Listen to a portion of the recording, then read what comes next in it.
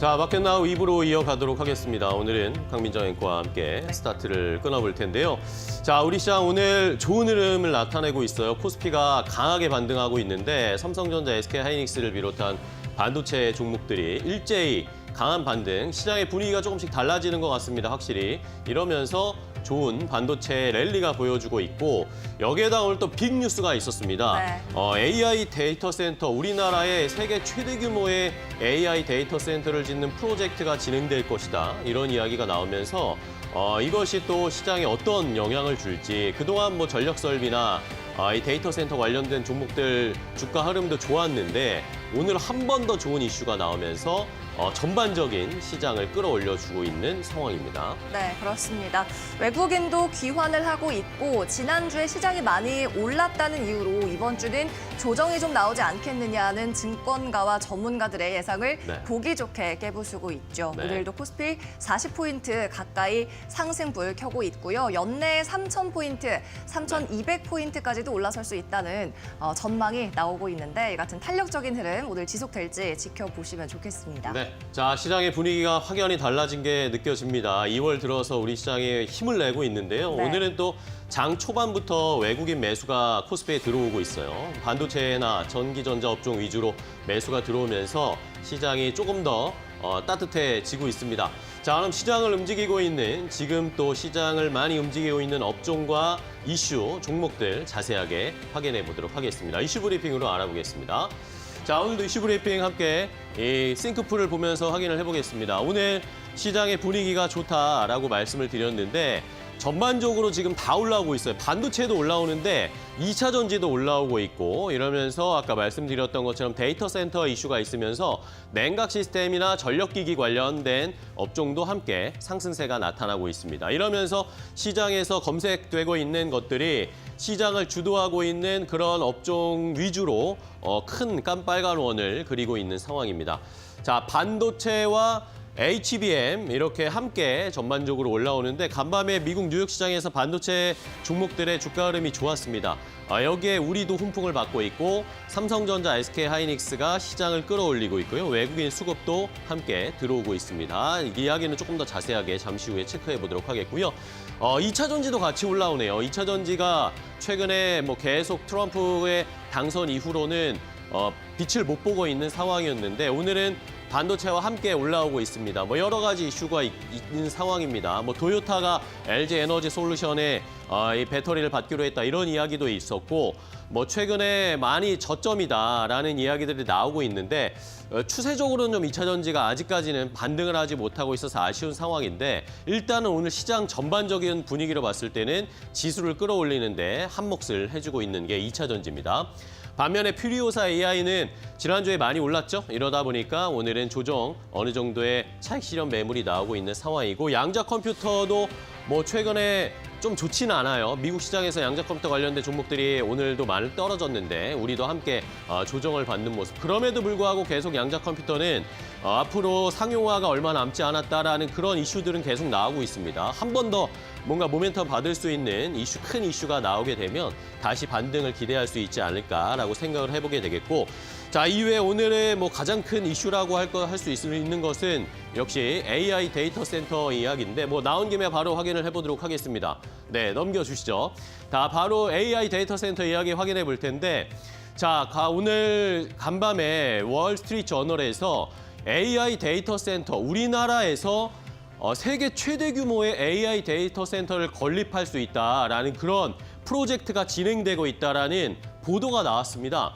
자, 월스트리트 저널에서 나왔는데 지금 스톡팜 로드라는 투자 그룹을 주도로 지금 프로젝트가 진행되고 있다라는 것이었습니다.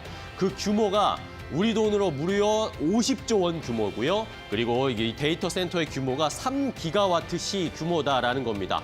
자, 그런데 이 규모가 어느 정도 되는 거냐 하면 얼마 전에 미국에서 데이터 센터 건립 이야기가 나왔죠. 미국의 스타게이트 프로젝트 계속 저희가 체크업을 해드렸는데 이것보다도 규모가 3배가량 큰 규모입니다. 이런 프로젝트가 우리나라에 진짜 진행될 수 있을지 뭐 의구심은 들지만 어쨌든 미국 쪽에서 추진하고 있다라는 것이었습니다.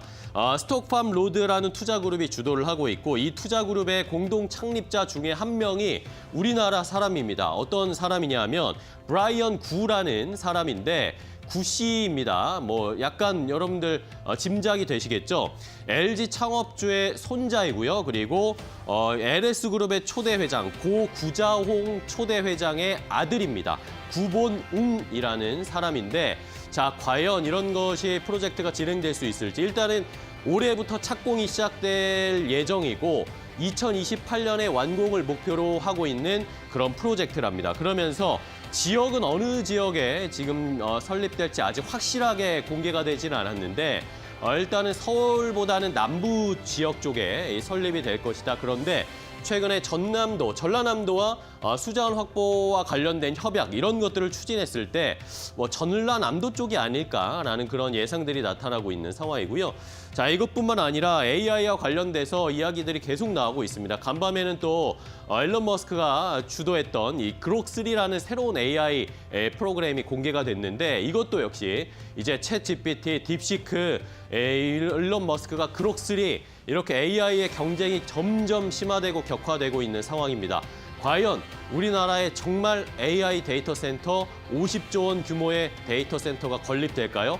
이게 왜 중요하냐면 최근에 독일 증시가 계속 상승세 사상 최고가를 가고 있잖아요. 그런데 이런 독일 증시가 계속 사상 최고가 행진을 펼치고 있는 그 근거는 독일이 유럽 쪽에서의 AI 데이터 센터의 수도 같은 역할을 하고 있기 때문에 독일 증시가 그렇게 잘 간다라는 그런 해석들이 있거든요. 과연 우리나라도 이런 프로젝트가 실제로 추진되게 된다면 우리 시장 전반적으로 지수를 끌어올려줄 수 있을 만한 엄청난 모멘텀이기 때문에 저희가 잘 지켜봐야 되겠습니다. 자, 그렇다면 AI 데이터 센터와 관련해서 오늘 관련된 종목들이 좀 움직이고 있습니다. 어떤 종목들이 움직이고 있는지 함께 확인해 보도록 하겠습니다. 네, 50조 원 규모의 AI 데이터 센터 관련한 이슈 있었습니다. AI 데이터 센터 이야기가 나오면 뭐 여러 가지 테마가 움직일 수 있겠죠. 액침 냉각도 여기에 해당될 것이고 AI 반도체도 있겠는데요. 오늘은 일단 전력 설비 관련주 위주로 묶어봤습니다. LS 네트워크스를 비롯해서 LS 그룹주, 이 LS 네트워크스가 일론 머스크, 테슬라 일론 머스크 CEO가 개발한 AI 개발사 xAI에 전력 부품을 공급한 이력이 있죠. 그러면서 LS그룹 관련주들이 일제히 AI 데이터 센터 관련주로 편입된 지가 좀 됐습니다. LS 일렉트릭과 그 자회사들이 일제히 상승하고 있고요. LS 네트워크스가 15% 급등하면서 5,040원 현재가 나타내고 있고 최근 5일간 흐름도 좋습니다. 이외에 LS 일렉트릭도 오늘 29만 원 선 회복하는 흐름 2%대 탄력 보여줬고요. 또 LS 에코 에너지도 4% 가까운 탄력 나타나고 있습니다. LS도 그 뒤를 쫓아가면서 0.4%대의 탄력 보여주는 모습입니다. 네, 이렇게 AI 데이터 센터 전력 관련주 위주로 살펴봤고요. 또 이어서 다음 테마도 살펴보시죠.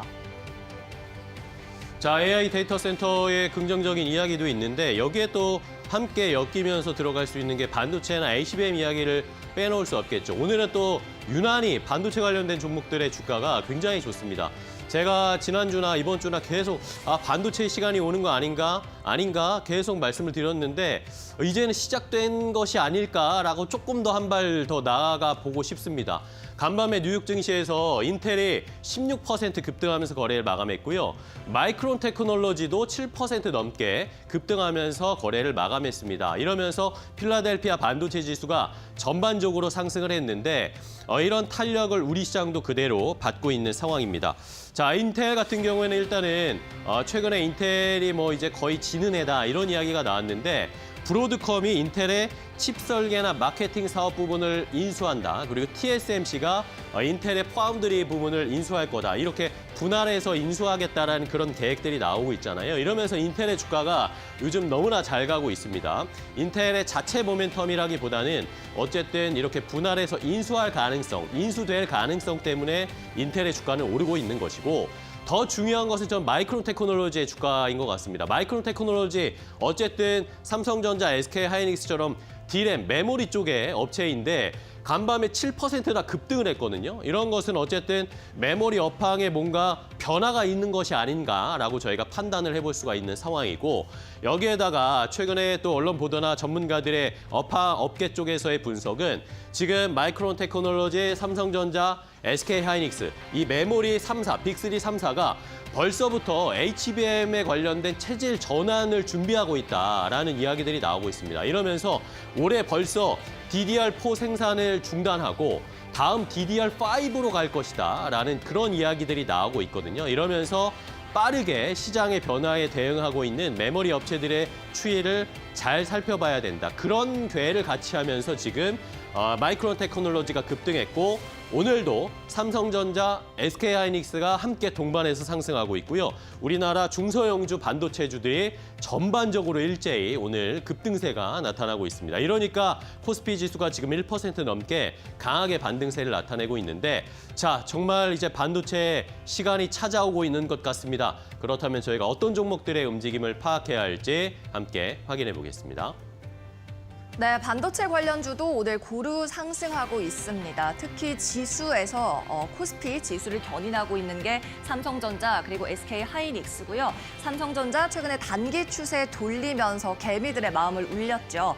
2% 상승하며 58,100원 선까지 추가 상승 오늘 보여주고 있고요. SK하이닉스도 22만 원 선 바짝 다가가면서 전 고점인 24만 원 향해 갑니다. 4% 가까운 상승 탄력이 나오고 있는 상황. 또 SK하이닉스와 함께 엔비디아의 벤더로 묶여있는 한미 반도체는 오늘 더욱더 탄력이 좋은 모습이네요. 올해 다른 반도체들에 비해서 조금 못 갔다고 느끼실 수 있는데, 이러한 흐름을 오늘 한 번에 만회하고 있는 상황입니다. 11% 급등하면서 10만 원 오늘 넘기는 흐름 나타나고 있고, 또 심택도 이번 주에 거래량 터졌습니다. 12% 급등하는 등락률 보여주고 있고요. 5일선 타츠도 안정적으로 들어 올려주는 흐름입니다. 21,300원에 거래되고 있고요. 또 원익 머트리얼즈 같은 경우에도 8% 넘는 급등 나오고 있는데요. 마찬가지 바닥에서 들어 올리는 흐름 나오네요. 22,100원에 거래되고 있는 상황입니다. 네, 반도체 관련주 이슈에 따라 급등하고 있는 모습까지 살펴봤고요. 이어서 마지막 테마도 들어보시죠. 자, 앞서서 반도체 종목들은 잘 가고 있는 것을 확인을 하셨는데, 오늘 제약바이오 관련된 종목들은 조금 좋지가 않습니다. 트럼프 대통령이 관세에 대한 이야기를 간밤에 또 했어요. 4월 2일에 계획대로 아마 더 추가적인 이야기가 나올 것이다. 반도체와 자동차는 25% 관세 부과할 것이다 라는 이야기가 나왔고요. 자동차에 대해서는 어쨌든 부과 우리가 예상을 하고 있고 지금 대비를 하고 있기 때문에 예상을 했는데, 주가는 오늘 자동차 관련된 종목들 좀 부담받고 있고, 반면에 반도체는 이 관세 이야기가 나왔음에도 불구하고 더 큰 업황에 대한 전환 기대감 때문에 상승을 하고 있습니다. 반면에 문제는 지금 제약바이오인 것 같은데, 자, 트럼프 대통령이 자동차 관세 25%, 반도체 의약품은 25%보다 더 부과할 수도 있다라고 언급을 하면서 오늘 제약바이오는 다른 추가적인 모멘텀이 없었기 때문에 트럼프 대통령의 언급에 힘이 빠지는 모습입니다. 자, 이런 상황에서 트럼프 대통령 마르러고 플로리다 리조트에서 기자들이 질문을 했어요. 여기에서 반도체나 그리고 의약품, 자동차 관련된 관세 이야기를 할 텐데 계속 이야기를 했는데 25% 그 이상이 될 수 있다.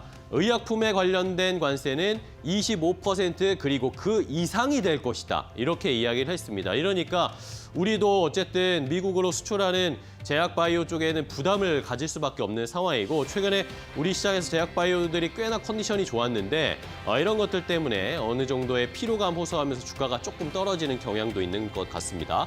자, 이러면서 추가적으로 트럼프 대통령이 이렇게 얘기를 했어요. 1년에 걸쳐서 훨씬 더 인상을 할 것이다. 그러니까 만약에 4월 2일에 관세를 부과하게 되면 그때 25%를 부과할 것이고, 거기에다가 추가적으로 훨씬 더 관세를 인상을 할 것이다. 그런데 그 뒷말이 중요할 것 같습니다. 미국 기업, 미국에 투자할 수 있는 시간을 주고 싶다라고 이야기를 했습니다. 그러니까 자동차든 반도체든 제약바이오든 미국에 와서 공장을 짓고 만들어라. 그러면 관세가 없지 않냐. 이런 이야기를 하면서 그런 글로벌 기업들이 미국에 투자할 시간을 주고 싶기 때문에 이렇게 관세 이야기를 추가적으로 하고 있다라는 식의 뉘앙스로 말을 했습니다. 결국에는 미국에 와서 만들라는 얘기네요. 이런 이야기를 확인해 봤을 때 우리 기업들이 미국 쪽에 추가 투자가 가능할지 그런 기업들은 좀 살펴봐야 되겠고 추가 투자가 어려운 기업들은 관세 부담을 받을 수밖에 없다라는 것을 체크하시면서 투자 아이디어 포인트를 잡아가셔야 되겠습니다. 자, 마지막으로 제약바이오 관련된 종목들 주가 흐름 확인해 보겠습니다. 네, 제약바이오단에서는 그동안 계속 잘 가던 대형주단에서는 좀 버텨주는 흐름 나타나고 있고요. 하락 중인 종목도 적지 않게 집계되고 있습니다. 일단 명실상부 제약바이오 대장주라고 할 수 있는 황제주 삼성바이오로직스는 오늘 강보합권에서 그래도 잘 버텨내고 있는 흐름이고요. SK바이오팜 미국의 직판망을 가지고 있습니다. 오늘자로 하락 나오네요. 5% 가까이 하락하면서 11만 9천 원까지 낮아지고 있는 상황이고요.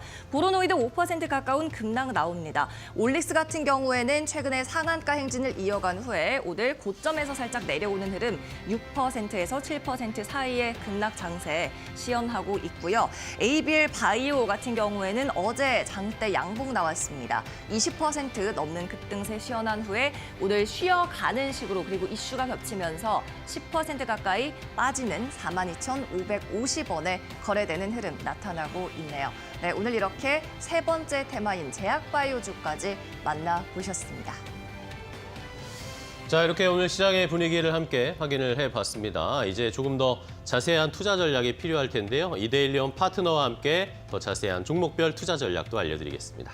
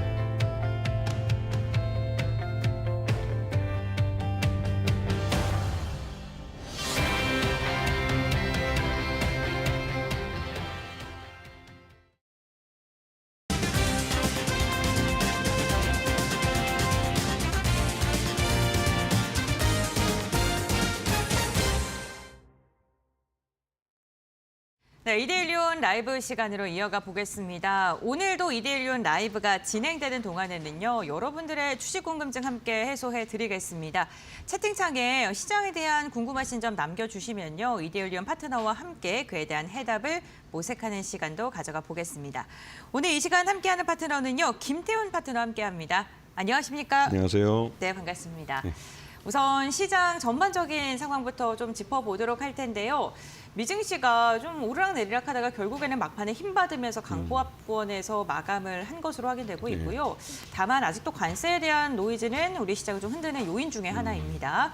우리 파트너님께서는 어떤 부분 좀 집중적으로 보셨습니까? 네, 그 미국 시장이 이렇게 강보합으로 끝난 건 무엇보다도 이 FOMC 회의록이 공개되기 바로 전날이기 때문에 그렇습니다. 왜냐하면 미국도 이러한 금리 정책, 그 중앙은행으로서의 금리 정책이 결정되는 그런 근거들이 이제 FOMC 회의에서 논의가 되는데요. 우리나라로 치면 한국은행의 금통이겠죠.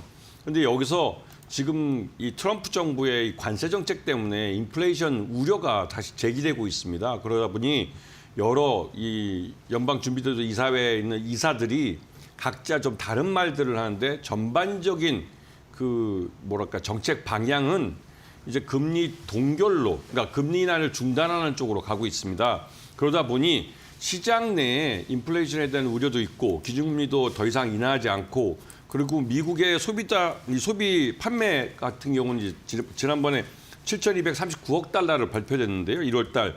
근데 이게 전월 대비해서 0.9%가 감소한 걸로 나타납니다. 이게 뭐 그까짓 0.9% 감소했는데 뭘 대수냐 하겠지만 그동안 계속 확장으로 그 소비가 미국은 확장으로 이 방향을 잡고 있었는데 이게 처음으로 꺾인 것이죠. 이 말끝은 미국이 소비 시장이 말 그대로 피크를 쳤다는 그런 신호가 될 수 있다는 겁니다. 이 말씀 미국 경기가 이제 조금씩 위축되는 쪽으로 갈 수 있고 그러면서 요즘 최근 들어서 미국의 그 빅테크들 M7이라는 종목들에서 그 미국의 투자가들이 돈을 빼고 있는 그런 분위기가 느껴지는 것이고 그런 부분 때문에 또 전반적으로 우리 시장에도 영향을 미칩니다. 그런데 우리나라는 지난 3년 동안 워낙 장이 안 좋았고 경제도 안 좋았기 때문에 우리나라는 올해 기저효과를 좀 볼 가능성이 크죠. 그러면서 하지만 이제 중요한 건 미국이 이런 관세 정책을 들고 나오면서 우리나라한테 별로 인기가 안 좋은 정책들을 내놓고 있습니다. 특히 자동차 쪽에서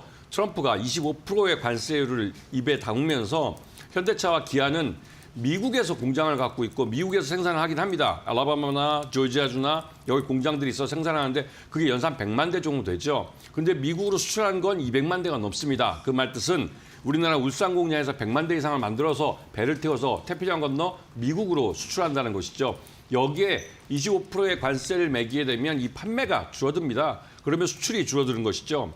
그것 때문에 반도체와 함께 자동차가 우리나라 경제에서 차지하는 비중이 큰데 이 부분이 또 이슈가 되면 올해 1년 내내 우리나라 좀 속썩일 것 같습니다. 그리고 철강 쪽도 이제 이미 이 쿼터도 이제 쿼터를 주던 것도 이제 없애버리고 수출에 대해서 25% 관세를 매기겠다고 했는데요. 이게 이제 다음 달에 이제 시행이 됩니다. 이것 때문에도 미국과 우리나라 이제 통상 당국이 협상을 해야 되는데 우리나라는 지금 협상을 할 이게 좀 모호한 측면이 좀 있죠. 그러다 보니 여러 가지로 좀 어려운 점이 있습니다. 자, 미국에서 일론 머스크가 스타트업인 xAI라는 회사에서 그록3라는 그 인공지능 AI 모델을 내놨는데요. 이게 말 그대로 이제 오픈소스 모델이기 때문에 굉장히 저렴하면서 경쟁력 있는 그러한 실력을 또 능력을 보여줬습니다. 그러면서 이제 AI 쪽에 관심이 많은데 이쪽 부분은 우리나라 LS그룹이 이쪽에다가 AI 데이터 센터에 일부 품목을 납품한 적이 있기 때문에 그 관계 때문에 우리나라 한국 기업들도 관심이 많아지고 있죠. 이런 부분을 잘 보셔야 되고 지금 시장에 돈이 모이는 건 AI라고 여러 번 말씀드렸습니다. 이런 부분을 잘 봐주시는 게 향후에서도 포트폴리오를 잘 짜시면 수익을 가져갈 수 있는 것이죠. 알겠습니다. 돈은 AI에게 몰리고 있다. 시장에 돈이 몰리는 섹터를 빠르게 포착을 해서 좀 주의 있게 보는 게 시장에서 수익률을 극대화할 수 있는 방법이다라고 이야기해 주셨는데요. 우리 시장 이 트럼프가요. 개장 전에 관세에 대한 이야기를 또다시 강경하게 했습니다. 뭐 자동차 25%, 반도체도 부과할 거고 바이오 25%그 이상까지도 나올 수 있고 1년 동안 계속 늘릴 것이다라고 네. 이렇게 이야기했는데 그러한 발언 대비 시장은 굉장히 견조해요. 네. 우리 시장에서 그럼 체크해보기에도 어떻게 있을까요? 그 앞에 제가 자동차에 대해서 설명을 네. 드렸지 않습니까? 우리나라 현대차와 기아와 미국 시장에서 경쟁하는 건 이 포드나 이 GM 이런 회사가 아니라 일본 도요타나 또 독일의 벤츠 다임러 벤츠 이런 회사들입니다. 네. 왜냐하면 그만큼 한국 차가 잘 만들었습니다. 그런데 반도체는 자동차에 대해서 25% 관세를 매기고 또 GM이나 포드 차를 소비하라고 미국인들이 말할 수 있는데 반도체는 삼성전자나 SK하이닉스를 빼고 메모리 반도체를 거기다 납품할 수 있는 건 마이크론 테크놀로지인데 마이크론 테크놀로지마저도 HBM3를 납품하지 못할 만큼 실력이 없습니다. 그런데 여기다가 한국 반도체 이 관세를 매기게 되면 그 모든 전자제품이나 미국에서 판매되는 것들이 가격이 다 오릅니다. 그런 것들을 위험을 과연 트럼프가 감수할 수 있을까요?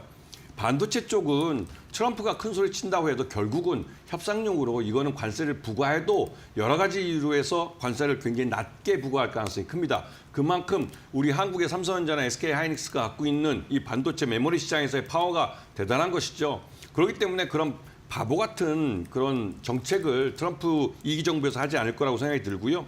자, 우리 시장에서 삼성전자가 이번에 3조 원, 지난 연말에 말했던 그 주식 소각 3조 원을 다 마무리했고 요번에 추가로 3조를 받고 또 3조 원 추가로 이제 구매를 이제 자사주를 취득하겠다고 합니다. 그 중에서 5천억은 지금 임직원들에 대한 이 보상금으로 나가는 것이고 나머지 2조 5천억은 주주 환원 목적으로 사용하겠다고 합니다. 그리고 올해 11월 달까지 작년에 약속했던 7조 원을 또 살 겁니다. 그리고 그 7조 원에 대해서만큼은 자사주를 소각을 할지 어찌할지 아직 결정하지 않았는데요. 이 말뜻은 삼성전자가 올해 10조 원만큼 자사주 취득하는데 현금을 우리 증시에 쏟아 부을 거라는 겁니다. 그만큼 유동성이 들어오는 것이고요. 그리고 그런 돈은 결국 주식시장에서 돕니다. 주식시장에 유동성을 공급해주는 이 소식이 결국은 반도체주들에게 매수세를 만들어주고 있는 것이죠. 반도체 시장은 AI 관련해서 굉장히 빠르게 발전하고 있고 관련해서 우리가 잘 알고 있는 HBM이라는 반도체도 있고 또 그걸 또 앞서가고 그 다음 후속주자로 CXL 메모리라는 게 또 준비되고 있고 여기에서 더 나가서 이러한 것들을 다 아우르는 AI 반도체 그 챗봇이나 이런 소프트웨어 쪽도 발전하고 있습니다. 그렇기 때문에 우리 시장에서 AI 관련된 쪽으로 포트폴리오를 짜시면 올해 1년 동안 그 조선주만큼 행복하게 1년을 보낼 수 있는 그 기회를 잡으실 것 같고요. 그리고 이러한 관세에서 좀 여유로 있는 그 K 콘텐츠주들 이런 쪽도 관심을 좀 가지셔야 되는데 이쪽은 전반적으로 중국이 이 관세 전쟁에 있어서 미국과 상대하기 위해서 한국이나 일본을 자기 편으로 끌어들일 필요가 있습니다. 그런 측면에서 당근으로 우리나라에게 제시할 수 있는 게 한한령 그 완화죠. 그래서 한한의 해제까지 갈 수 없다고 여러 번 말씀드렸습니다. 완화인데 그 부분에서 우리나라 영화나 드라마 같은 이런 영상 쪽, 엔터테인먼트 쪽이 수혜를 볼 가능성이 큽니다. 이런 쪽을 좀 길게 보시고 앞으로 중국이 여기에 대해서 명백하게 한한령을 해제하거나 완화한다고 표현하지 않겠지만 이걸 행동으로 보여줄 것이기 때문에 그런 부분에서 관심을 갖고 보시는 게 좋으실 것 같고요.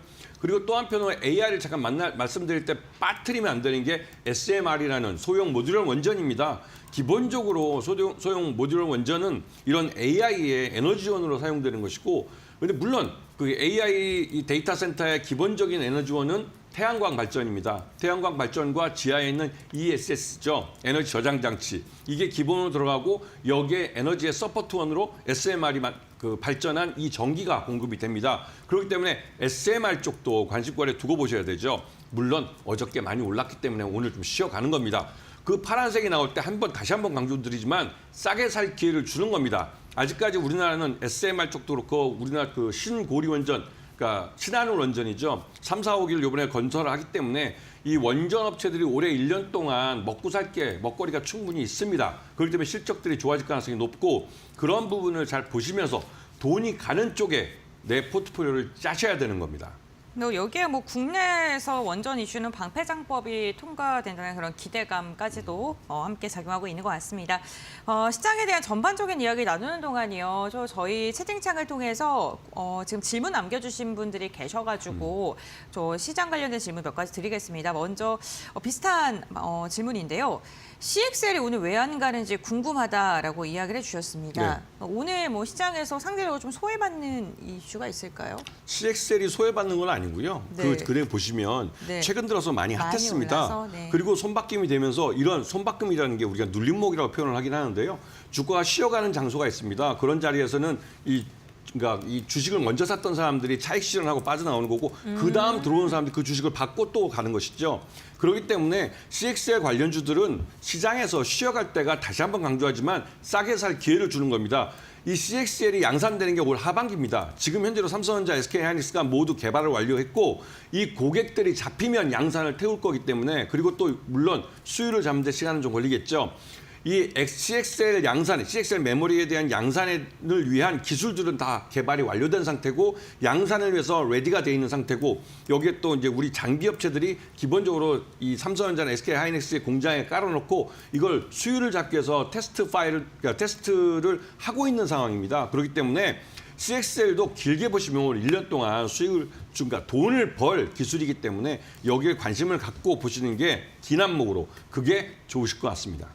알겠습니다. CXL 관련 기업들 이 섹터 내에서도 순환매가 돌고 있는 것 같습니다. 오늘 그 관련 섹터 안에서도 뭐 두 자릿대 강세 나오고 있는 종목들도 있고 많이 올랐던 종목을 중심으로는 차익매도 물량 출회되고 있다는 점 결국에는 중장기적인 방향성 봤을 때 시장의 개화가 본격적으로 된다면 긍정적이다라고 이야기해 주셨고요. 두 번째 질문 빠르게 한번 이어가 보겠습니다.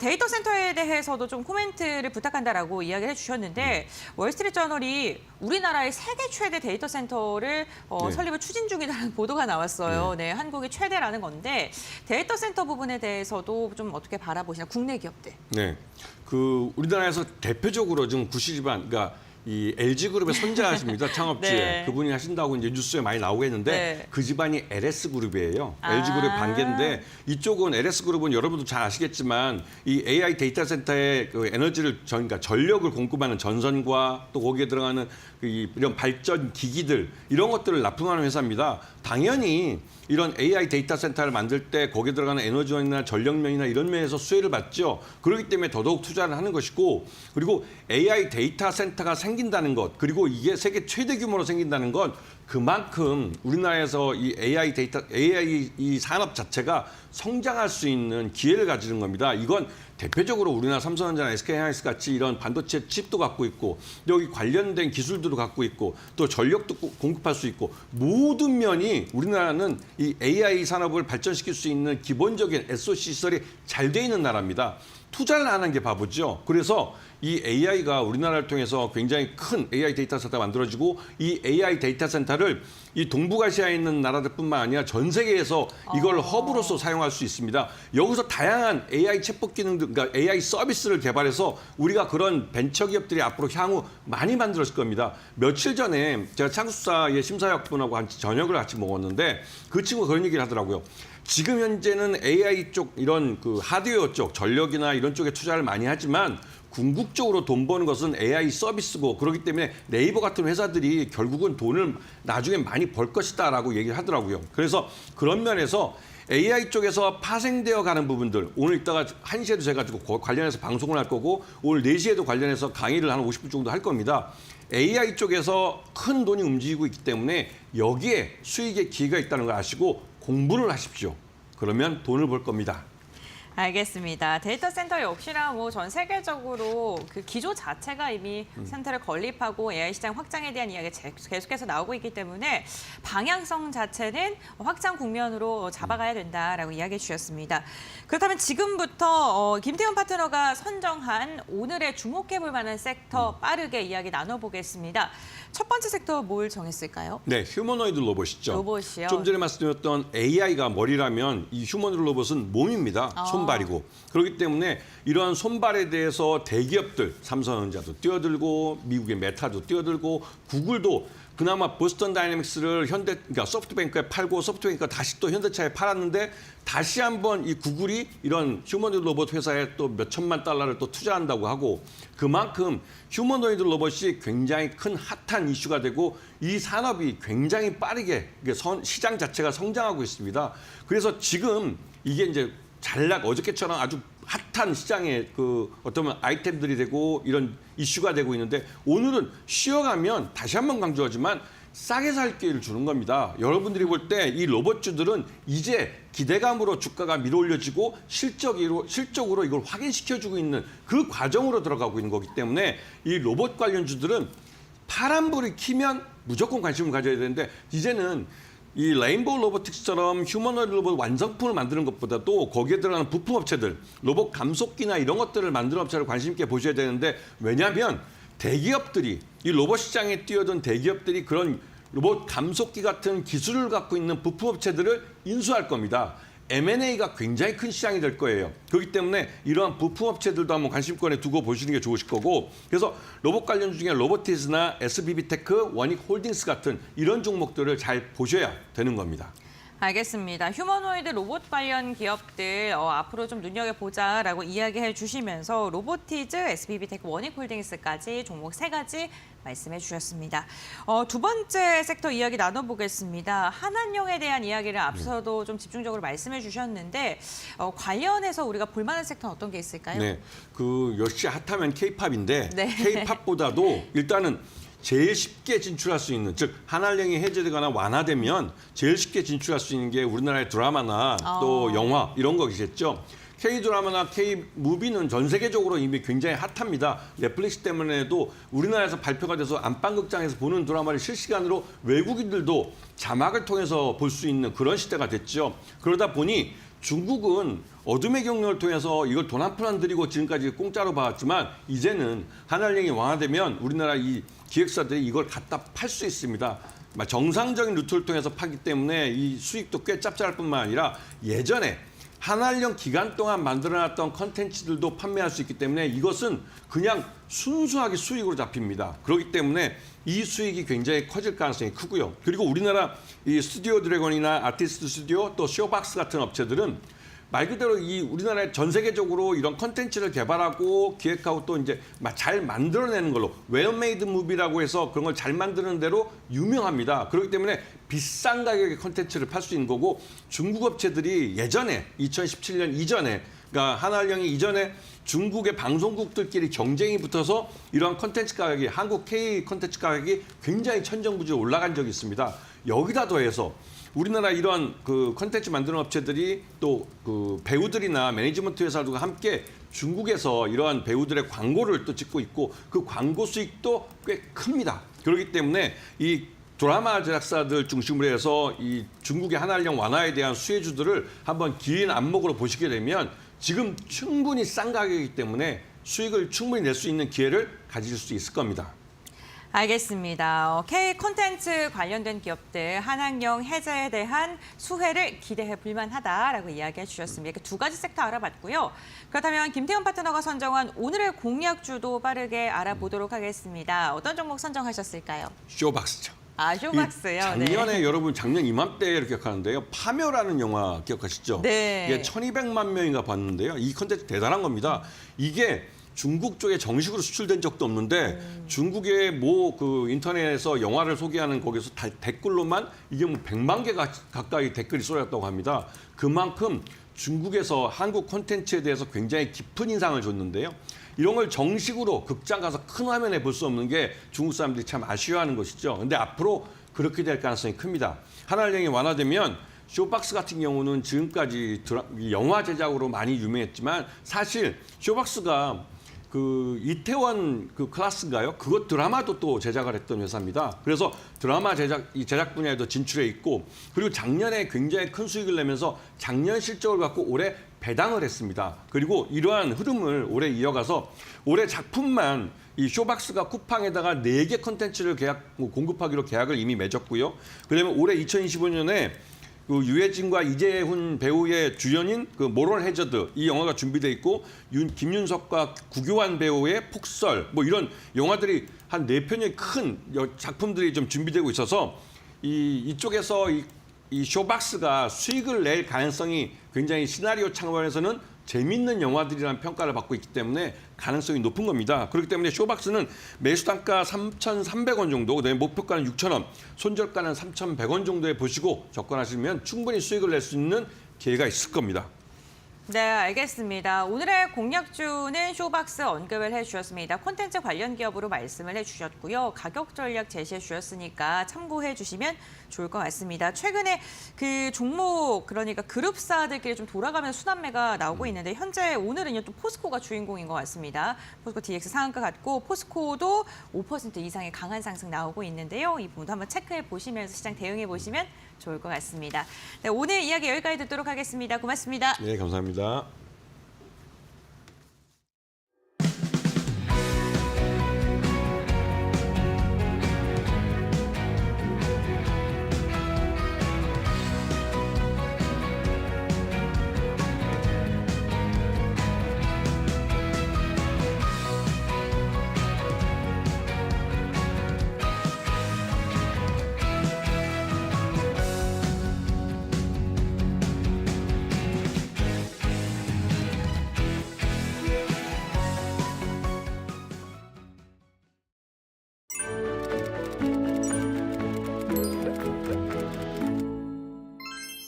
트럼프발 관세 전쟁이 현실화되면서 제조 강국인 우리나라 산업계가 위기를 맞고 있다는 기사 요새 자주 보셨죠?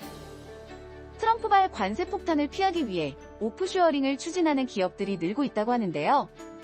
오늘은 오프쇼어링이 무엇인지 알려드리겠습니다.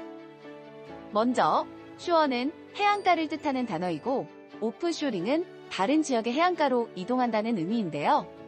제조, 생산, 서비스 업무 등의 비용이 저렴한 해외로 이전하는 것을 의미합니다.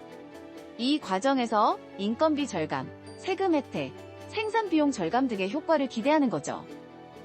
과거 국내 기업들은 인건비와 생산비가 저렴한 중국, 인도, 베트남 등의 공장을 세웠습니다.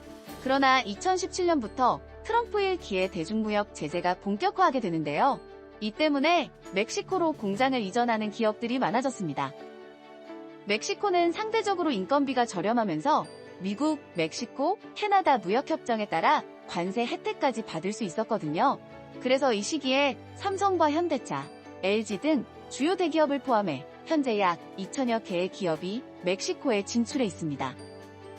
그런데 문제는 여기서 발생했습니다. 트럼프 대통령이 취임 첫날 멕시코와 캐나다에 25%의 관세를 부과하겠다고 발표했죠. 무관세를 전제로 멕시코에 공장을 증설하고 확대하려던 기업들이 크게 타격을 받을 수밖에 없기 때문이죠. 이 때문에 관세 인상이 현실화하면 한국 기업들은 멕시코 대신 미국 내 생산을 확대하는 선택을 할 가능성이 크다는 분석이 나오는데요. 중국 중심의 원가 절감형 오프쇼어링에서 미국의 공장을 짓는 시장 접근형 오프쇼어링으로 옮겨가고 있는 겁니다. 미국 정부의 강력한 자국 우선주의 정책에 따라 미국 현지에서 생산하는 것이 가장 합리적인 선택이 되는 것이죠. 우려스러운 점은 미국 현지의 증산이 국내 감산으로 이어질 가능성이 크다는 점입니다. 오프쇼어링은 거시적으로 국내 일자리 감소시키고 대한민국 성장 둔화와 국내 소비자들의 구매력 감소 등으로 이어질 수 있는데요. 새로운 전략과 국가적 지원이 필요한 시점입니다. 트럼프 정부의 불확실성으로 국내 기업들이 다양한 전략을 고심하는 요즘 우리나라도 기업들을 위한 다양한 지원책이 속히 마련되었으면 좋겠습니다. 오늘도 시청해주셔서 감사합니다. 다음 시간에 더 좋은 정보로 찾아오겠습니다.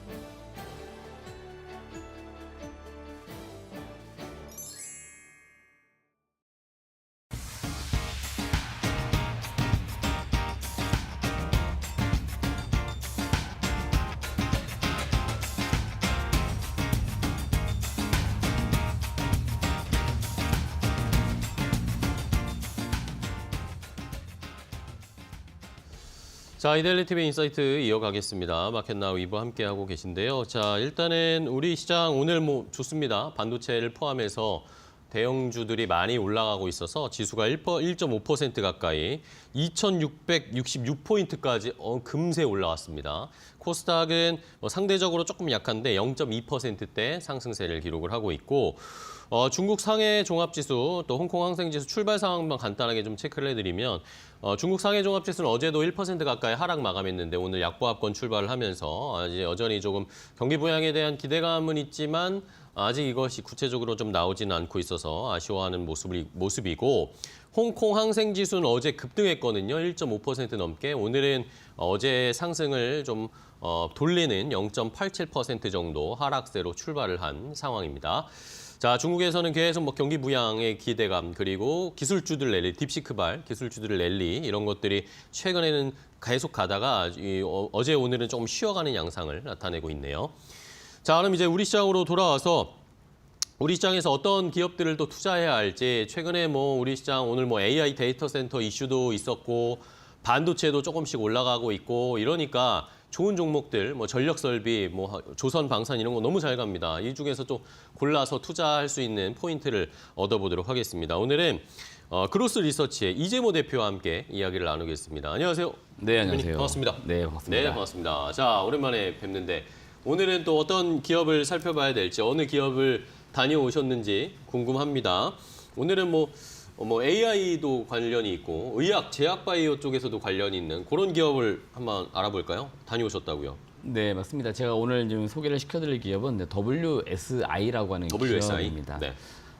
저희가 작년 이제 7월입니다. 본사 방문을 한번 했었고 직접 탐방을 한번 했고 최근에 이제 작년 9월, 그다음에 올해 1월 이렇게 해서 지금 한 3차례 정도 그 기업 IR 담당자분하고 미팅을 진행했던 네네. 기업이고요. 그래서 향후에 상당히 유망할 것으로 제가 지금 보고 있어서 계속 이제 팔로우업을 좀 해보려고 하는 기업 중에 하나이고요. 네네. WSI 요게 이제 영어 약자로 되어 있잖아요. 네네. 그래서 이제 회사 이제 사명이 이제 바뀐 건데 월드 소사이어티 이노베이션. 그래서 그 약자를 따서 WSI로 사명을 변경을 했던 기업이고 뭐 의미를 좀 담아보자면은 글로벌 시장에 발맞춰 사회 한 일원으로 안전한 의료기기를 공급하며 항상 새로운 혁신 기술에 맞춰 나아간다는 취지로 설정된 기업입니다. 요거는 WSI가 그런 뜻이었군요. 네, 요거는 이제 홈페이지 들어가 보시면은 네네. 그렇게 또 명시가 되어 있습니다. 네네. 그래서 WSI 그냥 딱 들었을 때는 무슨 사업을 하는지도 잘 그러니까요. 무슨 모르고 회사인지 저는 어떤 의미인지 처음에 모르겠지만 헷갈렸거든요. 홈페이지 가 보시면은 그런 이제 딱 정의가 되어 있으니까 한 번씩 들어가 보시면 될 것 같고 이런 이제 좋은 취지로 네네. 2016년도 설립된 기업이고 2020년도 코스닥 시장에 들어온 그런 기업이다라고 보시면 되겠습니다. 네. 주요 사업은 의약품, 그다음에 의료기기, 보통은 뭐 유통 또는 도매라고 표현을 하죠. 그래서 뒤에 설명 다시 드리겠지만 해외에 뭐 좋은 의약품이나 의료기기 있으면 그거를 네. 국내에 이제 들여와가지고 국내 각 병원이나 뭐 또는 네. 또 다른 도매상 이런 쪽에 공급해주는 그런 이제 사업을 하고 있고 네. 주요 제품이 국소 지혈제, 뭐 혈액 대용제 뭐 이런 것들을 공급을 하고 있습니다. 네. 주요 주주는 박정섭 등 특수관계인이 69.76% 거의 네. 70%를 가지고 있습니다. 제가 코스닥 시장에서 항상 반복적으로 말씀드린 게 있는데 네. 좋은 기업일수록 최대 주주 또는 특수관계인들이 그 회사 지분을 많이 가지고 많이 있습니다. 가지고 있- 예, 왜냐하면 그만큼 그 회사가 좋으니까 자기들 더 가지고 있으려 하겠죠. 그쵸, 그쵸. 예, 그래서 이 스몰캡 기업들은 사실은 뭐 시총도 좀 작고 뭐 거래가 많이 안 된다는 뭐 불만도 계시겠지만 좋은 기업일수록 최대 주주들이 많이 가지고 있어요. 동사도 지금 이 정도 거의 70%를 지분율이면은 가지고 네, 있네요. 사실은 스몰캡 기업들 중에서는 꽤 많이 가지고 있는 그러게요. 편입니다. 그러니까 그만큼 회사가 좋기 때문에 지분을 많이 가지고 있는 거고 이 회사가 본사가 어디에 있냐면 지금은 서울시 송파구에 위치하고 있는데 송파. 23년도 6월 22일자로 거기 건물 하나 매입을 해가지고 본사 이전을 한 건데 4억을 매입했군요. 그래 여담을 좀 말씀드리자면 여기 이제 IR 담당자분이 네네. 그분이 면접 볼 당시에는 사무실이 역삼에 있었는데 예. 굉장히 허름한 꼬마 빌딩에 있었다고 합니다. 아, 네. 그래가지고 면접 보러 왔는데 회사를 건물을 찾지를 못했대요. 그 정도로. 그래서 아, 찾다 예. 찾다가 집에 가려고 하다가 예. 여튼 면접 봐서 들어오셨는데 들어오셔서 건의한 게 4억이라도 매입을 좀 하자. 돈도 좀 버니.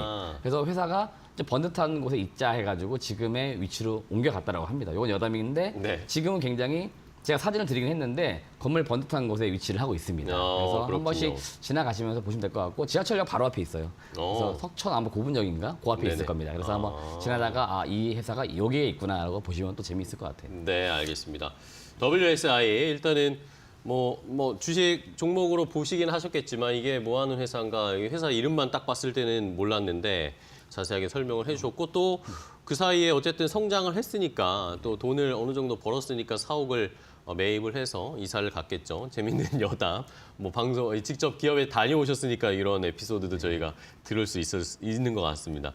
자, 그러면은 WSI를 본격적으로 분석을 해봐야 될 텐데 새해 들어서 사실 WSI가 조금씩 이 뉴스에도 좀 언급이 되기 시작했고 주가도 새해 들어서 조금씩 올라왔어요. 이러면서 많은 분들이 좀 관심이 있으실 텐데 뭐 어쨌든 의약품, 의료기기 이쪽 사업을 주로 하고 있는 회사인데 그러면 어떤 모멘텀들이 있는지 또 어떤 사업들을 하고 있는지 하나씩 좀 분석을 해보도록 하겠습니다. 일단은 의약품, 의료기기 관련해서 어떤 제품들을 취급하고 있나요? 네, 일단 동사가 그 사업 보고서 들어가 보시면 네. 사업이 크게 세 가지로 구분되어 있는데 네. 의약품, 의료기기, 기타 소모품 이렇게 네네. 나눠져 있는데 일단 여러분들이 쉽게 보실 때는 가장 메인 사업은 의약품이라고 보시면 되겠고 네. 그 중에서도 지금 가장 상단에 있는 국소 지혈제 이게 좀 더 초점을 두고 보시면 돼요. 일단 이게 소위 말하는 캐시카우다라고 보시면 되겠는데 국소지혈제. 네, 의약품이 동사 사업 매출 중에 거의 한 80% 이상을 차지합니다.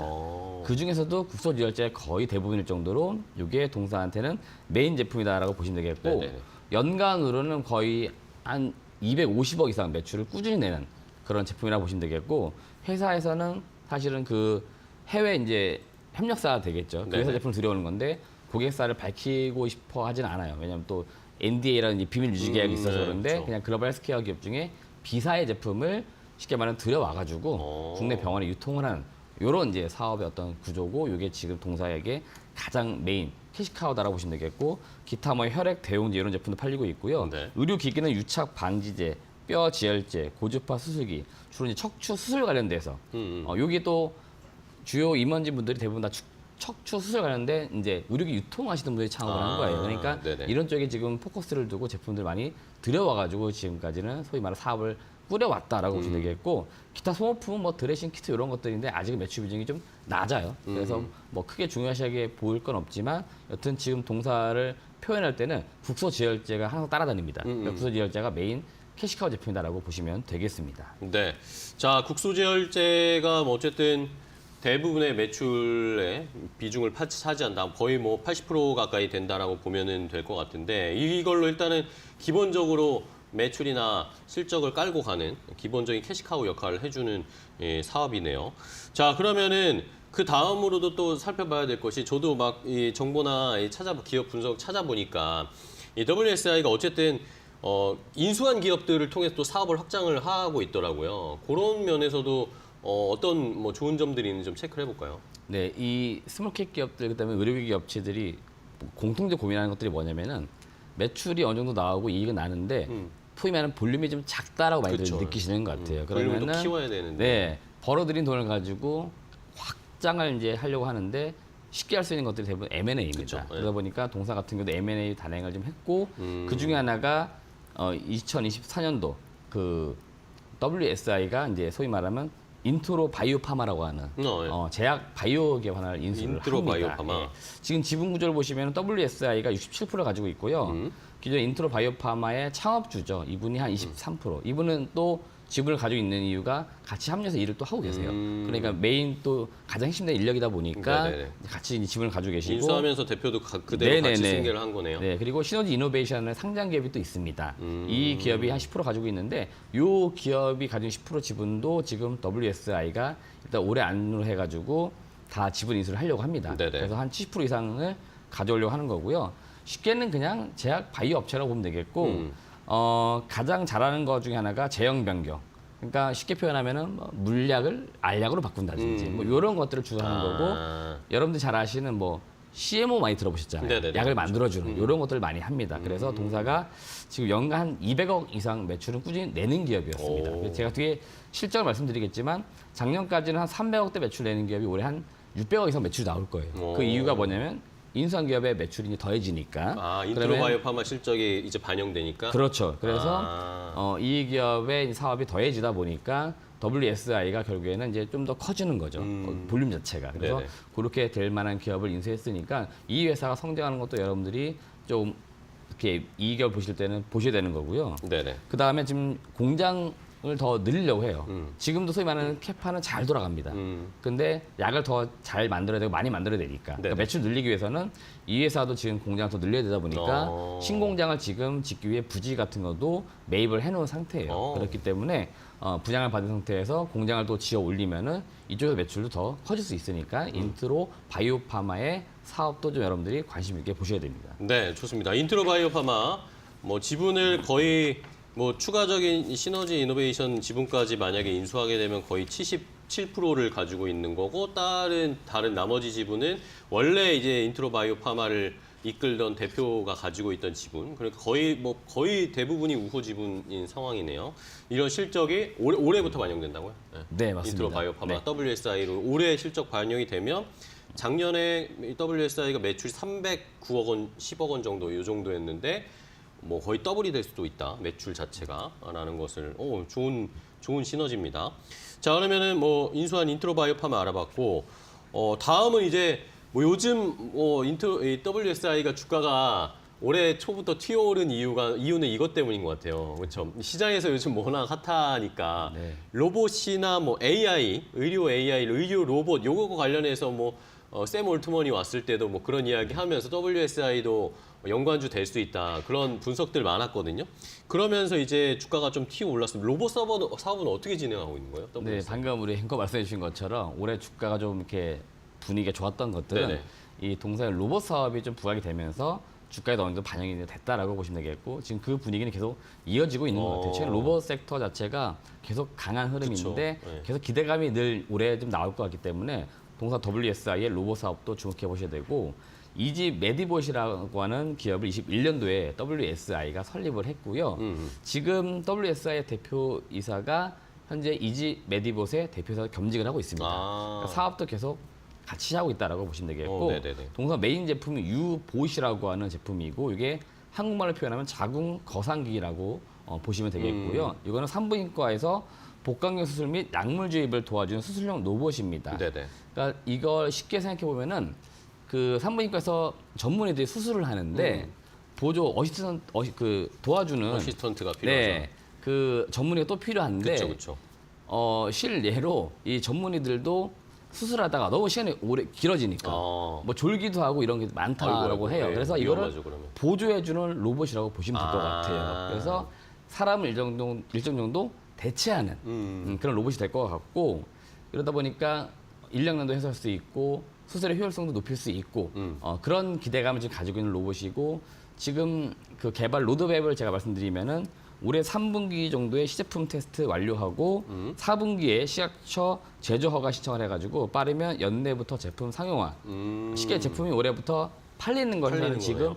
기대하고 있고요. 이게 사실 더 정확하게 말씀드리면은 서울대학교, 항공대학교와 함께 4년 전부터 개발을 한 거예요. 그러니까 국책 과제로 보건복지부의 연구 과제로 진행을 했던 거고 개발비 80억이 들어간 건데 회사 입장에서 볼 때는 정부에서 80억을 다시 보조해 준 거고 예, 그쵸. 제품이 잘 만들어졌기 때문에 지금부터 매출을 내면 되니까 비용도 세이브돼서 개발을 그러네요. 했고 이제 매출만 내면 되는 거고 지금 회사가 굉장히 큰 그림을 그리고 있는데 뭐 29년 갔을 때 대략 한 385억 정도 매출을 낼 거로 지금 기대를 하고 있고 당장 올해는 한 11억 정도 매출 기대를 하고 있습니다. 그러니까 올해는 초도 매출이니까 그쵸. 이제 시장이 조금씩 시장이니까. 침투를 한다고 보시면 되겠고 이게 조금씩 쓰이면서 이제 점점 시장 침투율을 높여가는 거죠. 그렇게 되면서 매출액이 385억까지 늘어날 것을 보고 이 제품이 좋은 게 또 뭐냐면은 네네. 이 385억에서 기기 매출은 그렇게 크지가 않아요.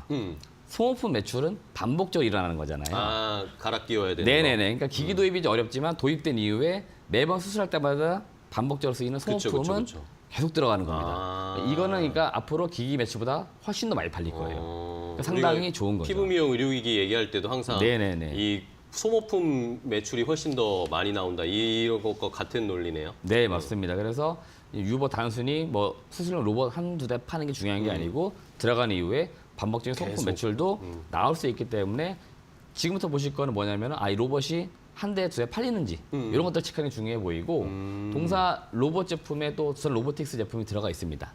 예, 실제로 협동 로봇이라 부르는 제품들을 지금 두산 로보틱스 제품을 써가지고 만든 거기 때문에 향후에는 로보틱스와 수술용 로봇 그다음에 기타 의료 로봇 솔루션 쪽에 다양한 어떤 협업이 가능하기 때문에 그런 기대감도 충분히 나올 수 있습니다. 네, 좋네요. 저희 이렇게 로봇 관련된 이슈도 역시 부각이 되고 있는 상황이어서 뭐 샘 올트먼 왔을 때 국내 업체들과 의료 AI 관련해서도 협업하고 싶다라는 이야기 나왔을 때 여러 관련주들을 한번 저희가 찾아보기도 했었는데 WSI도 유봇 어느 정도까지 이제 판매가 될지를 한번 잘 지켜보도록 하겠습니다. 자, 마지막으로 또 살펴볼 사업은 심혈관 중재 시술 사업. 이쪽은 어쨌든 우리나라에서 뭐 가장 사망 원인 병이 많이 병치레를 하는 게 뭐 암도 있지만 심혈관 질환 이런 것도 많은 분들이 걱정하시잖아요. 이거 관련해서도 뭔가 좋은 사업을 펼치고 있다고요? 네, 맞습니다. 심혈관 중재 시술이라고 해서 네네. 그냥 심장 질환 과거에는 수술을 많이 했죠. 그쵸, 개복을 네, 해서 소위 말하면 이제 열어서. 칼로 째서 열어서 막 했는데 요새는 그런 방식의 수술은 없다라고 합니다. 그래요? 그러니까 이제 혈관을 통해서 수술하는 여기도 이제 나오지만 수술이 아닌 이런 시술. 방식으로 많이 지금 바뀌고 있고요. 요게 이제 필요한 의료 또 솔루션 또 기기라든지 네. 또 소모품 이런 것들이 필요하겠죠. 그래서 동사가 지금 요 의료 기기를 또 공급하는 건데 동사 입장에서 볼 때는 그동안 척추 분야에 많이 공급했던 거죠. 네. 근데 이거는 시장이 좀 다른 게 심장 쪽 심혈관. 관련 질환, 여기를 공급하는 거기 때문에 회사 입장에서는 또 새로운 모멘텀, 먹거리를 지금 나름 지금 기대를 상당히 많이 하고 있고요. 동사가 영국 회사인 키말, 중국에는 선건테커나 러프라고 하는 기업들하고 네.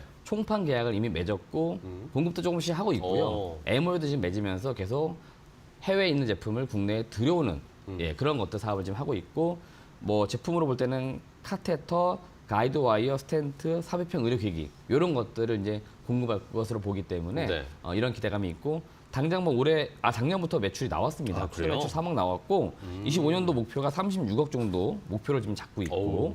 29년 갔을 때 322억. 왜냐면은 이게 심혈관 환자가 굉장히 많잖아요. 그쵸. 그러니까 수요는 좀 더 많을 것 같아요. 뭐 시장에서는 로봇에 많이 포커스를 두지만 회사 입장에서 볼 때는 경영 계획상 여기서 사실 더 돈이 될 거로 보고 있습니다. 그러니까 우리는 이런 내용은 잘 모르지만 회사 경영 계획 짤 때는 여기 매출이 많이 늘어날 거로 지금 기대를 하고 있어요. 그러니까 여기 우리가 주목해 보시면 좋을 것 같습니다. 네, 좋습니다. 자, 이렇게 WSI를 같이 분석을 해보니까 사업 포트폴리오도 좋네요. 말씀해 주신 것처럼 국소지혈제 같은 게 일단 캐시카우로 깔려주고 있고 심혈관 이 관련해서는 앞으로 뭐 어쨌든 어느 정도 가능성이 높은 매출이 나올 거다라고 예상이 되고 있고 여기에다가 플러스 알파 로봇 뭐 좋은 테마라고 해야 될까요? 좋은 이슈까지 지금 붙어 있으니까 뭐 여러 가지로 상당히 좀 긍정적인데 그러면 실적을 좀 분석을 해봐야 될 것 같아요. 아까 살짝 얘기는 해주셨지만 뭐 한번 예상을 해볼까요? 말씀해 주신 것들이 더 실적에 반영되고 이런 것들을 생각하면 더 많이 실적이 나올 것 같은데 일단은 지금도 흑자를 보이곤 있어요. 실적은 탄탄하더라고요. 네, 맞습니다. 흑자를 내고 있는데 회사 입장에서는 약간 실적에 좀 불만이 있는 것 같아요. 아, 그래요? 그러니까 더 키워야 된다 이런 어떤 의지가 많이 반영되어 있는 거죠. 그러다 보니까 아까 말씀드린 것처럼 어떤 특정 제약사도 인수도 하는 거 그런 거고 지금 그림에 나가고 있지만 매년 뭐 200억, 300억대 매출은 내오면서 성장을 네, 꾸준하게 했습니다. 하고 있어요. 지금 24년도 실적이 아마 결산 중일 건데 대략 추정을 하고 있기로 한 330억까지 나올 거로 보고 있습니다. 네. 그러니까 영업이익도 꽤나 잘 나올 거로 보고 있고 올해는 당장 플러스 되는 매출이 있기 때문에 거의 600억 이상 나올 거예요. 올해 예, 2025년은요. 그래서 뭐 기정사실처럼 할 수밖에 없는 게 기존에 200억 이상 매출 내던 기업을 인수했잖아요. 인수했으니까. 그러니까 연결 실적으로는 600억 이상 나올 것 같고요. 영업이익이 중요해 보이는데 네. 제가 최소 영업이익률 잡았습니다. 동사가 많이 낼 때는 영업이익률이 거의 뭐 한 17% 이렇게도 났거든요. 20% 이상도. 작년 23년도에 한 10% 영업이익률이었습니다. 네. 그러니까 제가 혹시 몰라가지고 최소 영업이익률 10% 잡았을 때도 600억에 60억 정도 나오겠다. 네, 그래서 23년도 영업이익 30억대, 22년도 영업이익 30억대, 21년도 영업이익이 60억이었어요. 그러니까 올해는 제가 볼 때는 최소 60억 이상 영업이익이 나올 것 같고 신규 사업이 어떻게 진행되냐에 따라 가지고 영업이익률은 달라질 수 있습니다. 그렇죠. 아까 로봇이라든지 뭐 의료기기 새로 들어가는 것들이 더해지게 되면 영업이익률은 더 올라갈 수 있고요. 좀 더 멀리 보시면은 아마 영업이익은 더 커질 겁니다. 제가 과거에 의료기기 업체들 많이 이렇게 팔로우해서 봤을 때 자기 사업만 했을 때는 네네. 좀 실적도 그렇고 시가총액이 작았는데요. 계속 회사가 돈 번 걸로 M&A도 뭐든 키우니까 매출 영업이익이 커지면서 그쵸. 결국 기업 가치가 많이 커졌습니다. 그러니까 시가총액이 그 당시 그 기업이 1,000억이 안 됐었는데 네네. 지금 한 4억 5천억 정도 합니다. 그러니까 4~5배가 주가 그 기업 가치가 커진 거죠. 그래서 제가 볼 때 WSI가 그런 느낌으로 좀 커지지 않을까라고 보고 있어가지고 지금도 제가 꾸준히 팔로우를 한번 해보겠다라고 말씀을 드렸던 겁니다. 네.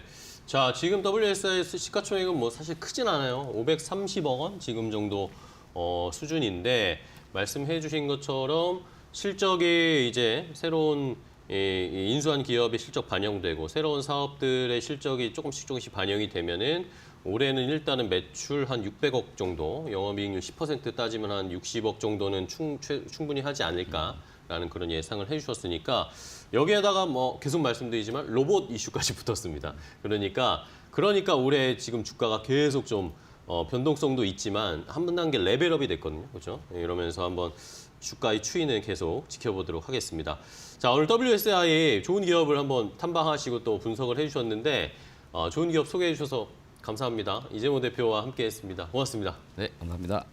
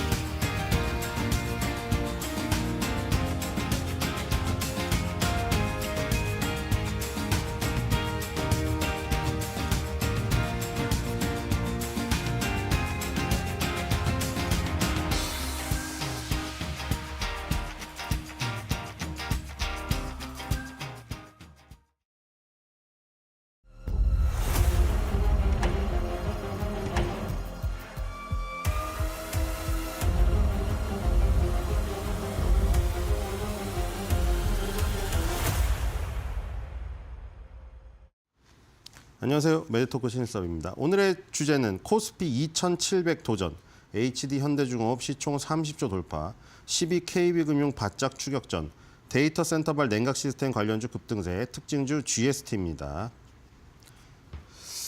정말 꼴찌의 반란이군요. 우리나라 이번 연도 들어선 정말 인정합니다. 그 미국 시장 여러 가지 방송의 댓글에도 보니까 야, 요즘에는 국장이 미장보다 좋네. 이런 댓글이 좀 있더라고요. 근데 거기서 또 이제 야, 그거 믿고 국장하다가 또 어디로 어떻게 된다 그런 비소가 있기도 하던데. 자, 일단은 기세가 좋은 건 사실이고 그렇다고 미장이 죽은 건 아니죠. 그렇죠? 미장이 누누이 말했는데 미장이 만약에 폭락을 하면 반사이익으로 우리나라가 급등하겠거니 그 논리는 통하지가 않아요. 그렇죠? 이건 낙수 효과로 이루어지기 때문에 이 주식이라는 위험 자산 안에서 배분이 일어나는 거잖아요. 근데 이 주식이라는 위험 자산 자체가 무너져 버리면 그 배분이 아무 상관이 없어요. 그러니까 주식이라는 위험 자산이 전망이 좋아야 그 안에서 미장도 하고 국장도 하고 브라질 신흥국도 하고 이렇게 넣고 배분이 의미가 있지. 주식 자산 자체가 붕괴되면은 그 포트폴리오 배분이 무슨 의미가 있어요. 그러니까 상징적인 것보다 그 알고리즘 구조적으로 미장이 무너지면은 주식이라는 위험 자산의 메리트가 무너져 버리기 때문에 그 반사이익이 아무 소용이 없어요. 같이 좋을 때가 의미가 있죠. 같이 좋은데 약간 주춤거릴 때 이제 국장으로 흘러들어오고 이런 게 있지. 미장 무너지면 다 무너집니다. 주식이란 자산, 위험 자산의 위험 신호가 오는 거예요. 그거는 그렇죠? 자, 지금 이 다우존스 신고가 얼마 안 남았는데 지금 이 수렴형 보이잖아요. 이게 지금 굉장히 응축되고 있죠. 근데 항상 각도가 중요하잖아요. 각도가. 자, 올라갈 땐 가파른 각도, 내려갈 땐 완만한 각도, 그리고 다시 올라갈 때 가파른 각도. 그게 바로 상승세. 그걸 뒤돌리면 어때요? 이런 거죠. 내려갈 땐 급한 기울기, 올라갈 때는 얕은 기울기, 다시 한번 급한 기울기, 이렇게 된 게 하락세예요. 지금 같은 경우에는 가파른 각도로 올라갔다가 그죠? 이게 각도기로 재서 각도를 알 필요는 없어요. 근데 딱 봐도 각도가 가파르고 각도가 완만한 거 알잖아요. 이게 무슨 70몇 도인지 30몇 도인지 그건 알 수가 없죠. 그건 알 필요가 없어요. 근데 이 각도의 저기가 중요한 거죠. 세기가. 올라갈 땐 분명히 가팔라 보이죠. 내려갈 때는 정말 완만하잖아요. 그러니까 힘의 세기가 어디에 주어지냐는 이건 초등학생도 느낄 수가 있는 거잖아요. 솔직히 이게 어려운 게 아니잖아요. 그렇죠? 그러니까 올라갈 때 힘이 강한 거 에너지가 확실하죠. 내려갈 때 에너지가 약한 게 확실하고. 그럼 만약에 다시 한번 여기서 올라간다면 각도가 가팔라질 확률이 높은 거죠. 그럼 이제 이 영문자 N자, 그게 바로 상승 N자고, 상승 N자가 나온다면 45,000을 돌파할 확률이 높은 거죠. 자, 나스닥 보겠습니다. 자, 나스닥도 지금 이미 위로 출발했습니다. 그렇죠? 2만이라는 지수 때는 이미 지지가 지금 되고 있고요. 자, 얼마 안 남았는데요. 지금 한 100여 포인트밖에 안 남았어요. 역사상 신고가까지. 자, S&P 500은 신고가 같습니다. 자, S&P 500 갔어요. 갔죠. 2월 18일에 이미. 역사상 최고가를 갱신했습니다. 이미. 안 죽었잖아요. 우리가 무슨 딥시크발 충격으로 많이 떨어진 것 같죠. 다 복원됐어. 다 복원되고 S&P 500은 역사상 신고가를 찍고 있어요. 지금. 자, 필라델피아 반도체가 1.68 올랐죠. 자, 필라델피아 반도체 지금 급등해서 지금 날아가고 있죠. 드디어 정통 반도체. 정통 반도체 뭐예요? 인텔. 이게 정통 반도체라고 하면 좀 그런데 그렇다고 엔비디아가 비정통 반도체라는 게 아니라 인텔이 오랫동안 이 맹주의 자리를 유지하고 있다가 엔비디아라는 어떤 신흥 세력이 지금 등장하면서 인텔이 약간 뒷방 노인네처럼 밀려났었잖아요. 그렇죠? 그런데 인텔이 지금 인텔이 부활했다기보다는 인텔의 사업부를 지금 엔비디아 얘기도 나오고 얘기 나오고 마이크로소프트 얘기 나오고 있잖아요. 그것 때문에 지금 인텔이 오랜만에 급등을 하다 보니까 15% 이상 필라델피아 반도체 지수도 지금 급등을 했습니다. 자, 뒤로 가겠습니다. 자, 그 사이에 독일은 또 갔습니다. 23,000회 가까이 갔어요. 지금 독일 지금 그 중간 선거가 며칠 뒤에 20일인가 있거든요. 지금 그 슐츠 그 총리 있죠. 거기 이제 총리제라 총리가 지금 거기 독일은 연정을 하고 있거든요. 이른바 중도 좌파 쪽이 연정을 하고 있는데 이제 막 머스크가 원하는 게 뭐 언론에 나오는 거는 극우 성향의 우파의 당선을 원한다. 지금 굉장히 저기는 올랐어요. 지지율이 오르고 있는 건 사실인데 이 완전 극우파가 근데 지금 겨뤄봐야 아는데 어쨌든 극우파가 올라오고 있는 건 사실이에요. 그런 중요한 선거 때문에 또 변동성이 올 수도 있는데 일단 선거 직전까지는 지금 계속해서 달리고 있습니다. 독일 다크스가. 과연 22일 날 선거 결과에 따라서 어떻게 여기서 좀 고점의 어떤 그 지지부진함이 밀림이 있을지 한번 확인해 보면 좋을 것 같고요. 뒤로 가겠습니다. 자, 브라질도 지금 부활하기 시작했습니다. 브라질 위로 올라가서 121선 점령했고요. 자, 뒤로 가겠습니다. 자, 인도는 아직 좀 헤매고 있고요. 뒤로 가겠습니다.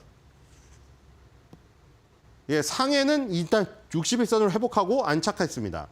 자, 심천도 보겠습니다. 심천도 61선 돌파하고 안착했는데 음봉이 일단 떨어지고 있고요. 자, 뒤로 가겠습니다. 자, 니케이입니다. 자, 니케이도 일단 박스권 중단에서 약간 윗방향으로 지금 올라가고 있죠. 자, 대만을 가볼까요? 자, 대만 갖고는 지금 더 위로 확실히 올라갔죠. 자, 얘도 지금 박스권 상단 돌파 시도가 이번에 다시 한번 또 나올 가능성이 그쵸? 있습니다. 뒤로 가겠습니다. 자, 우리나라 코스피 야, 이런 거 오랜만에 보죠, 지금. 자, 이것도 보시면 N자잖아요. 상승 N자. 그쵸? 여기서도 결국 나타났죠. 올라갈 때 가팔랐고 조정받을 때 완만했고 다시 가파른 기울기. 상승세. 이게 이제 역헤드 앤 숄더라고 사람을 거꾸로 놓으면 어깨, 머리, 어깨 이게 완성됐죠. 그리고 컵 홀더라고도 이게 커피잔이잖아요. 커피잔, 머그컵하고 여기가 잔이에요. 커피 손잡이. 이런 식으로 이제 상승세가 지금 완성이 됐습니다. 일단 아주 신나게 뻗어가서 지금 2700 직전까지 지금 가고 있습니다. 뒤로 가겠습니다.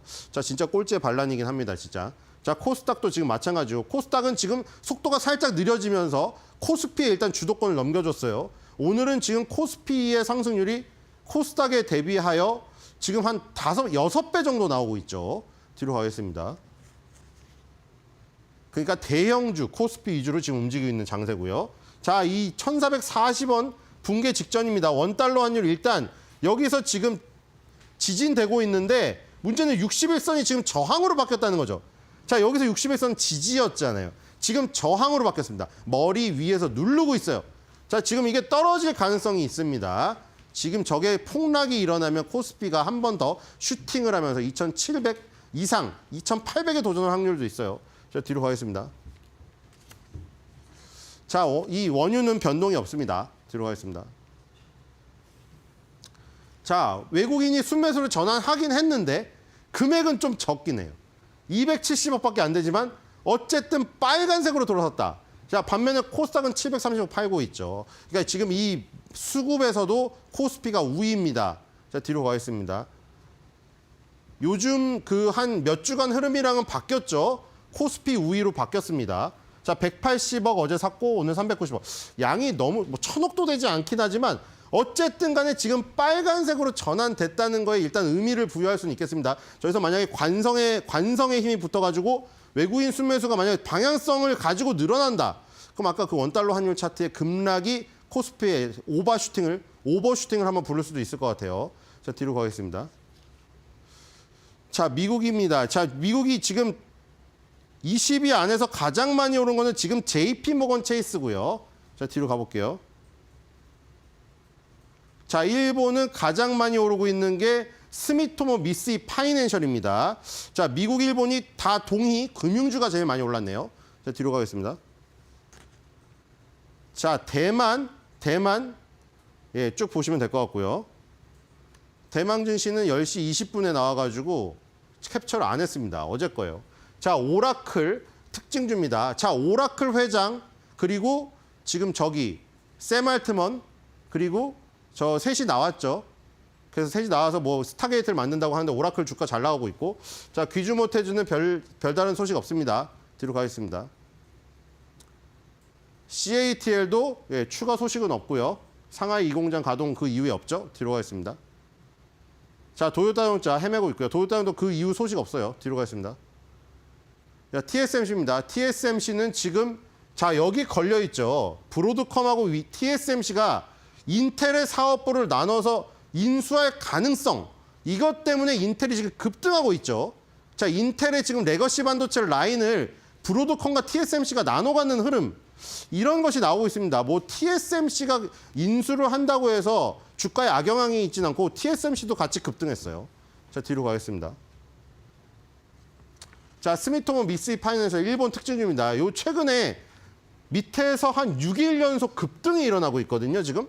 스미토모 미쓰이 은행, 스미토모 미쓰이 카드, 파이낸스 리스, 일본 종합연구소까지 다 갖춘 금융 지주 회사입니다. 뭐 우리나라 한국금융지주 그런 회사 같은 것이죠. 자, 뒤로 가겠습니다.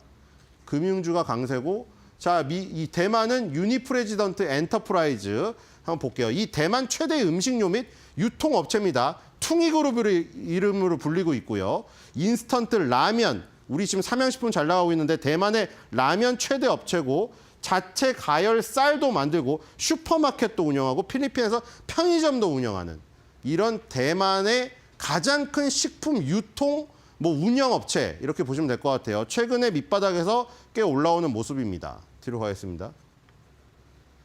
자, 우리나라를 볼까요? 우리나라 일단 3D 낸드, 그다음에 컴퓨터 익스프레스 링크, 그다음에 냉각 시스템 HBM, 이렇게 오르고 있는데, 자, 지금 반도체 관련 섹터가 3개가 있고요. 3D 낸드, CXL, HBM, 그다음에 냉각 시스템, 액침 냉각 관련주, 이게 오르는데 지금 GST, KN솔, 한중, NC스 순이고요. 여기서 지금 LG전자, SK이노베이션, GS, 하나에어로스페이스가 여기까지 들어가 있네요, 또. 그쵸? 안 엮인 데가 없어요, 지금 하나에어로스페이스는. 자, 요거 빼고는 1위부터 3위는 다 코스닥 종목이죠, K 붙은 거.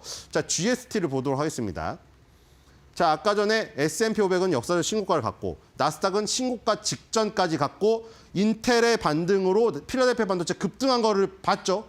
그러니까 지금 딥시크발 충격은 결국 일시적으로 벗어났고, 오히려 딥시크발 충격 이후에 S&P 500은 역사상 최고가를 가버렸습니다. 그렇죠? 그리고 엔비디아 주가는 다 회복이 됐고, 그러니까 결국 다시 뭐냐? 딥시크발 충격이 그게 뭐였어요? 아, 저렇게 싼 금액으로도 챗GPT만큼 챗GPT를 능가하는 생성형 AI를 만들 수 있네. 그럼 뭐하러 저렇게 많은 데이터 센터를 만들고 뭐하러 비싼 엔비디아 슈퍼칩을 줬다 갖다 넣어? 이런 회의론 때문이었잖아요. 그렇죠? 그러면 냉각 시스템까지 영향을 미치죠.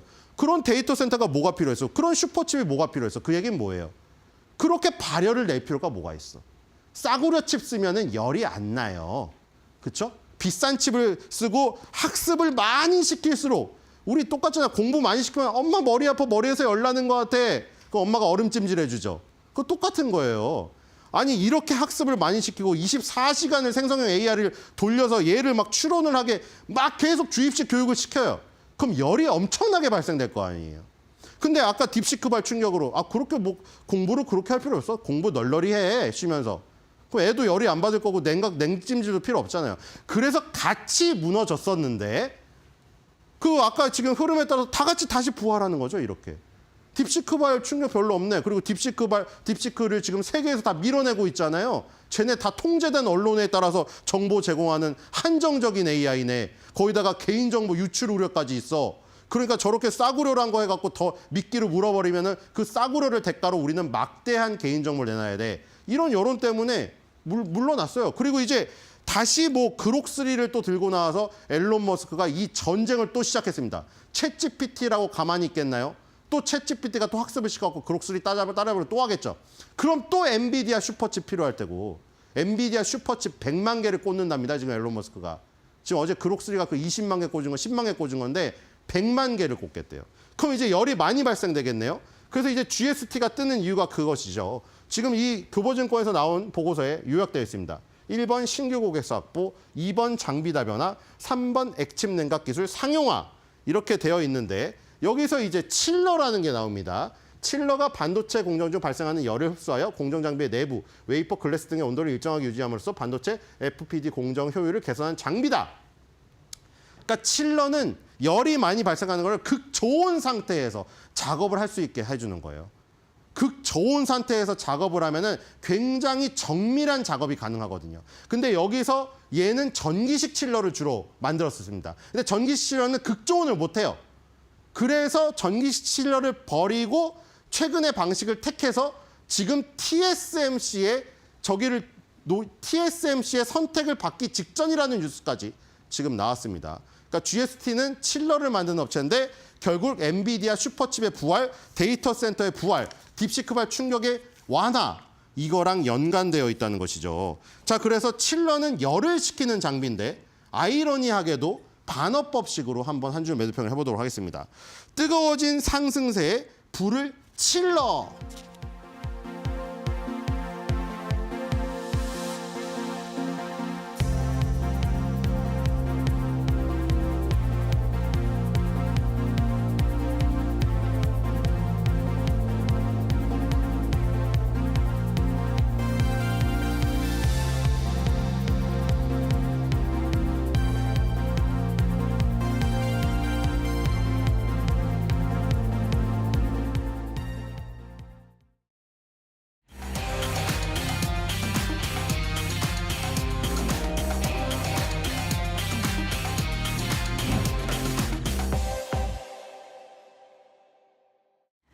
대담한 대담 시작을 하도록 하겠습니다. 중국 전기차 업체 비아디에 대해서 또 관심 있으시고 이게 과연 시장에서 잘 팔릴까 의문이실 텐데 냉혹한 시장의 현실이 있다고 합니다. 지난번에 이어서 오늘도 잘 살펴드리도록 하겠습니다. 제 옆에 박순혁 작가 나와 계십니다.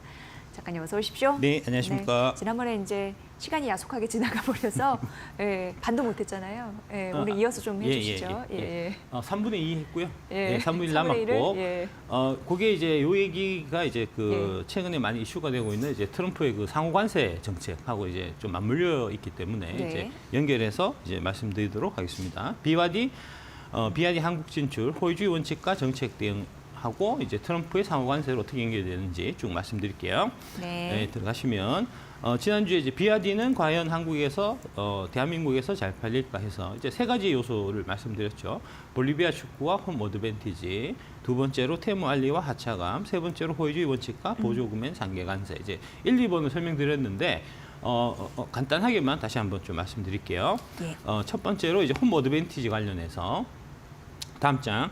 이 홈 어드밴티지가 이제 자동차 시장 확실하게 좀 이렇게 많이 적용이 되는 이제 그런 시장이다라는 얘기고요. 그러니까 대한민국 기준에서 보면은 이제 현대차 그룹이 전체 한 해 자동차 판매의 75% 정도를 이제 현대차가 지금 팔리고 있고요. 이제 동일한 현상이 이제 중국에서 나타나서 중국에서는 이제 절반 정도가 중국 차가 팔리고 있고 유럽에서는 그 아래쪽에 보시듯이 폭스바겐이나 BMW나 스코다나 이제 메르세데스 벤츠 같은 스코다는 이제 원래는 저게 이제 체코의 국민 기업이었는데 지금 현재 이제 폭스바겐한테 인수되어 있는 이제 상태고요. 그러니까 유럽에서도 이제 상위 5개 업체 중에서 4개는 유럽계 업체다. 이제 이런 홈 어드밴티지가 확실하기 때문에 비아디가 중국에서 잘 팔리기 때문에 한국에서도 잘 팔릴 거다라고 보는 거는 이제 좀 뭐랄까 어불성설이다 하는 이제 말씀이고요. 다음 두 번째로 이제 테무 알리와 하차감해서 다음 장 넘기시면 이제 테무 알리가 이제 초반에 좀 잘 나가다가 지금은 이제 많이 침체되어 있는 상태인데 그 이유가 결국은 이제 품질 문제였다. 이제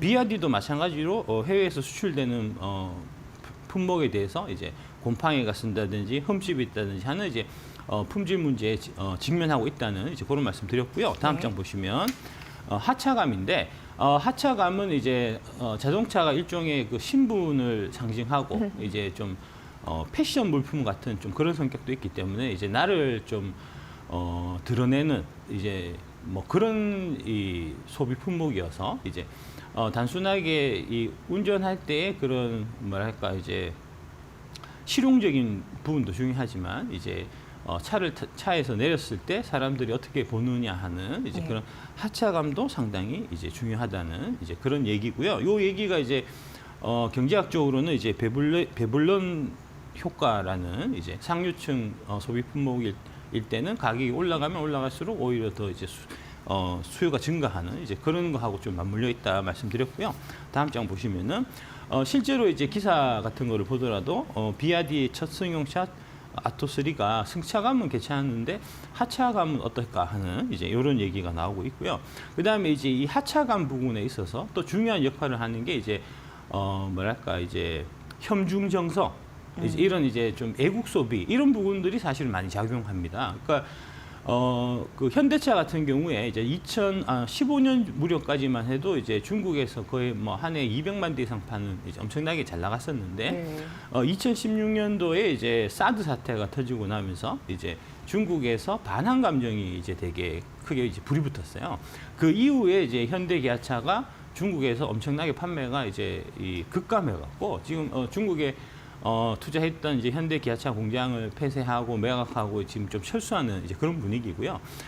동일한 현상이 2019년 9월달에 이때가 이제 일본이 그 반도체 이 재료 소재를 이제 수출하지 않는 이제 그래서 이 한국하고 좀 무역 분쟁이 있었던 그때거든요. 그때 이제 대한민국에서 이제 반일 감정이 많이 이제 일어났고 그 결과로 일본 차가 2019년부터 이제 판매 수치가 되게 급감을 해서 지금 최근 데이터 같은 것들을 보면은 이제 한국에서 잘 팔리는 외산차는 주로 독일산, 이제 일본의 뭐 도요타나 이런 부분들은 판매 수치가 이제 급격하게 줄어져 있는 이제 그런 현상이 지금 나타나고 있는데 이게 동일하게 지금 보면 지금 요 밑에 이제 중국 대사관 앞에서 지금 이제 멸공을 외치는 그런 시위가 지금 많이 벌어지고 있거든요. 이제 대한민국에서도 이제 반중 정서가 최근에는 이제 반중이나 혐중 정서가 최근에는 이제 많이 좀 불거지고 있기 때문에 이제 이런 부분들이 비아디의 이 판매에 좀 이제 타격을 미칠 수 있지 않겠나 하는 이제 그런 부분도 좀 생각해 보실 필요가 있겠다. 이제 그런 얘기고요. 다음 장 보시면 역으로 생각해 보면 이제 제조기업 같은 경우에는 국민들의 그 정서까지 그렇습니다. 고려하면서 수출 실적을 개선해야 되는 예, 거죠. 그렇습니다. 그래서 이제 보면 이제 K-팝 같은 부분들이 예. 정말 중요한 게 K-팝 자체로 이제 벌어들이는 돈도 돈이지만 이제 그거는 사실은 어떻게 보면은 좀 이제 적은 금액이고 이 한국의 K-팝 스타들이 이제 미국이나 유럽이나 뭐 일본이나 이런 데서 이제 활발하게 활동하고 국위 선양이 되면은 그에 따라서 이제 이런 대표적인 소비재들 특히 자동차 같은 이런 부분들이 이제 브랜드 파워가 올라가기 때문에 최근에 이제 그 현대 기아차가 뭐 특히 미국에서 되게 잘 팔리는 거는 미국에서 불고 있는 그 K-팝 열풍 이런 것들에 이제 후광 효과도 분명히 있는 거거든요. 바람을 이제, 타서. 예, 그런 겁니다.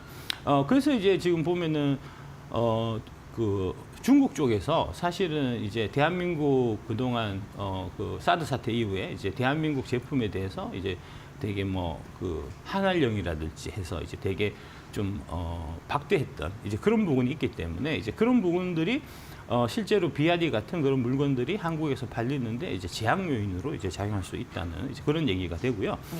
여기 세 번째로 이제 그 호혜주의에 대해서 무역에서는 이제 내가 받은 만큼 상대방한테도 동일하게 준다 하는 이제 이 원칙이 호혜주의예요. 호혜주의라고도 하고 상호주의라고 하는데 이제 이 부분이 이제 뭐랄까 대등한 관계에서 외교 뭐 이런 측면에서 이제 가장 좀 중요한 이제 그런 거고요. 이 호의주의 무역하고 이제 관련된 부분이 이제 배터리 보조금하고 비관세 장벽, 그 다음에 이제 중국의 경우에는 전기차를 수출할 때 보조금을 지급하고 덤핑을 치거든요. 이런 부분들이 이제 호의주의를 해치는 무역 질서를 이제 왜곡하는 이제 그런 것들이기 때문에 최근에 이런 문제에 대해서 이제 미국이나 유럽이나 이런 이제 선진국에서 이거는 중국이 좀 무역 질서를 해치는 거 아니냐 하는 이제 그런 얘기들이 이제 계속해서 나오고 있다는 겁니다. 아래쪽에 이제 고기사가 중국산 저가품 밀어내기 공습에 신음하는 세계 무역 조사가 급증하고 있다는 이제 기사고요. 이 관련 내용을 쭉 보시면 다음 장.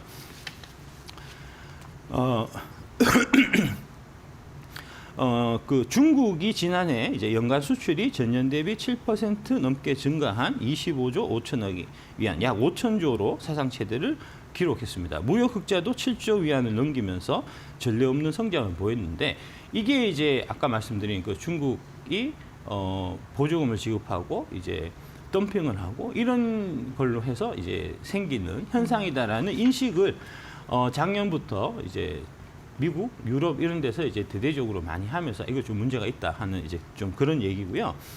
그래서 다음 장 보시면 지난해 중국산 수입품을 대상으로 한 세계 각국의 무역 구제 조사 건수는 총 199건으로 2023년에 비해서 2배 넘게 증가했습니다. 분야별로 보면은 반덤핑이 156건, 상계관세가 26건, 세이프가드가 17건이었습니다.